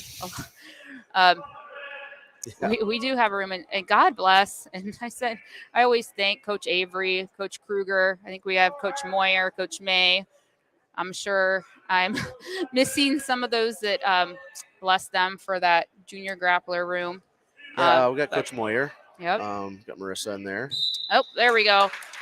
Number 1 rated Alex Riley with the pin with 20 seconds left. I do have a Dugan story for you and a Max McAnally story. Okay. So Dugan's my 4-year-old. If you see him run, he's got bright red hair and he runs around the matches like he owns the place. We have 2 rules when we go watch wrestling. Number 1, you can't be on the mat when there's a referee. And Vincent's going to get the courtesy hand raised to end this duel with the Wildcats up 73-0. But second of the night. yeah, so 73-0 Wildcats. But I'll finish my story quickly and then we'll probably have to sign off here. But so we went to the free clinic with him this year. Yep. And Beckett gets told how to wrestle a lot at home by Cooper and Beckett, mainly by Beckett. But Dugan gets told pretty much always what he's doing wrong. And he knows how to do takedowns, but he doesn't know how to get off the bottom. So the kids make fun of him. And once again, he's 4. So we go to the free clinic, and he's not really participating in that. Thanks, Rick. He's not really participating in it very much. And so he comes over, and towards the end of it, he was like, well, I thought we were wrestling tonight, and really at the clinic, we're just trying to have a little fun and, get the kids acclimated to being on the mat. And he goes, I bet Max McAnally will wrestle me. So he went over a 4-year-old and asked Max. And so they went at it for a while, and Max was a very good sport, let Dugan take him down. And he came home, and my husband asked him how the clinic was that night. And he's like, Dad, all of them rescued me. Everybody's afraid of me but Max. And, wait, my husband thought he was referring to one of his buddies, Max, who's also in the junior grappler room. He's like, no, Max McAnally. He's the only one in that room not afraid of me. So I had to let Brett and Carrie know that story. But that's just one of the ones that sticks out to me. But anyway, like I said, Wildcats win. Just change back to the mat, 79-0 tonight. Of all the weights across these last 2 duels, just 1 loss and that was one of the BSM match. I think it was at 26. Yep. But impressive performance there for the Wildcats. Obviously, they also have eyes ahead to this weekend, facing off against the top 2 teams in the state at Stillwater. Stillwater and STMA, and know that the Cats are gonna work hard in practice room tomorrow and see what happens. And then we got again our one of our favorite events of the year coming up, Takedown Cancer Hall of Fame night, and the New Prague youth and high school duels. So I can't wait. Yeah. I may not sleep a whole lot next week or this weekend. I know. Well, the youth teams also, they've got a lot going on. They've got like 3 big events. Youth team is going to Stillwater as well on Sunday. I'll be in Stillwater twice. Right? Yep. Be in Stillwater twice this weekend. 16 teams, individual tournament. And first time we're going to do that tournament ever, and should be a great event. And then, we got New Prague, and then the Brawl at STNA. 48 teams will be at STMA. Back to full capacity after COVID years. We'll be in the 32-person bracket. And I think the team is positioned well this year. Last year, I would say probably the Brawl was one of our not the best performances, and we really improved since then the rest of the year. And we're hoping to start out of the gates a little bit stronger we did last year, but it's all part of the process. It is. So. And one last, so just, from a board perspective, I have the pleasure of serving as the chair of the board, and just want to thank all of our sponsors and continued support. Hi, y'all. Just thanks everybody for your continued support. We're able to bring these opportunities to our wrestlers, whether it's our youth program with those events that they've got coming up, or whether it's this live broadcast tonight. And so know that everything that, the support we give right back to the program. And so we really appreciate that. And we've got big night, Hall of Fame, Takedown Cancer. Come out and see us. And then also just for the Wildcat fans, you're going to be seeing some communication. The next 2 weekends, 2 weeks from now, the 28th and 29th, we're going to be hosting the 9th grade state qualifier in Waconia on Saturday. And then we've got our Ken Bach Memorial Min USA qualifier for the youth on the 29th. So be on the watch out for us to be able to lift those 2 big tournaments off. It takes a village, right? So it's an opportunity for our fans to come out and see some wrestling, but also we'll be looking for some volunteers. So you'll see communication coming out from myself and other members of the board.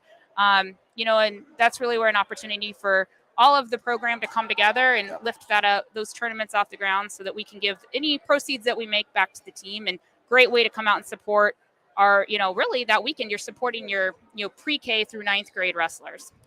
Absolutely. Yeah. Some great opportunities for us. It's going to be a great weekend. Man, it's January. The whole calendar peaks in January. Take a little bit of a breather early February, and then it ramps all up again. But we love it, right? Yep, that's why we do it. This is it's game time, right? It's the playoffs of hockey. Everybody's sliding to defend the pucks, and defend the goal. Yeah. But it's going to be fun, and Yep. Lisa, I want to say thanks for joining me. No, thanks for Trying having to, me. weave in some new folks into these broadcasts. Hopefully, you all liked it. You will continue to hear some new people We're there. always open to feedback. In our careers, we joke around, and our friends that are on We aren't on going the pro on board. this, but No, they might call it Jeff and I type A. But I just appreciate the invite today, and we will accept feedback and criticism. But no, just thanks for everybody for watching today, and 2 really great matches. And thanks. We'll see everybody next week. Absolutely. Go Wildcats. Go Cats. Wildcats by a million. Oh, it's Hawkeyes by a million. Sorry. No, go Cyclones. Number 3rd, ranked tied for 3rd. Take care, everyone. Bye. Drive safe.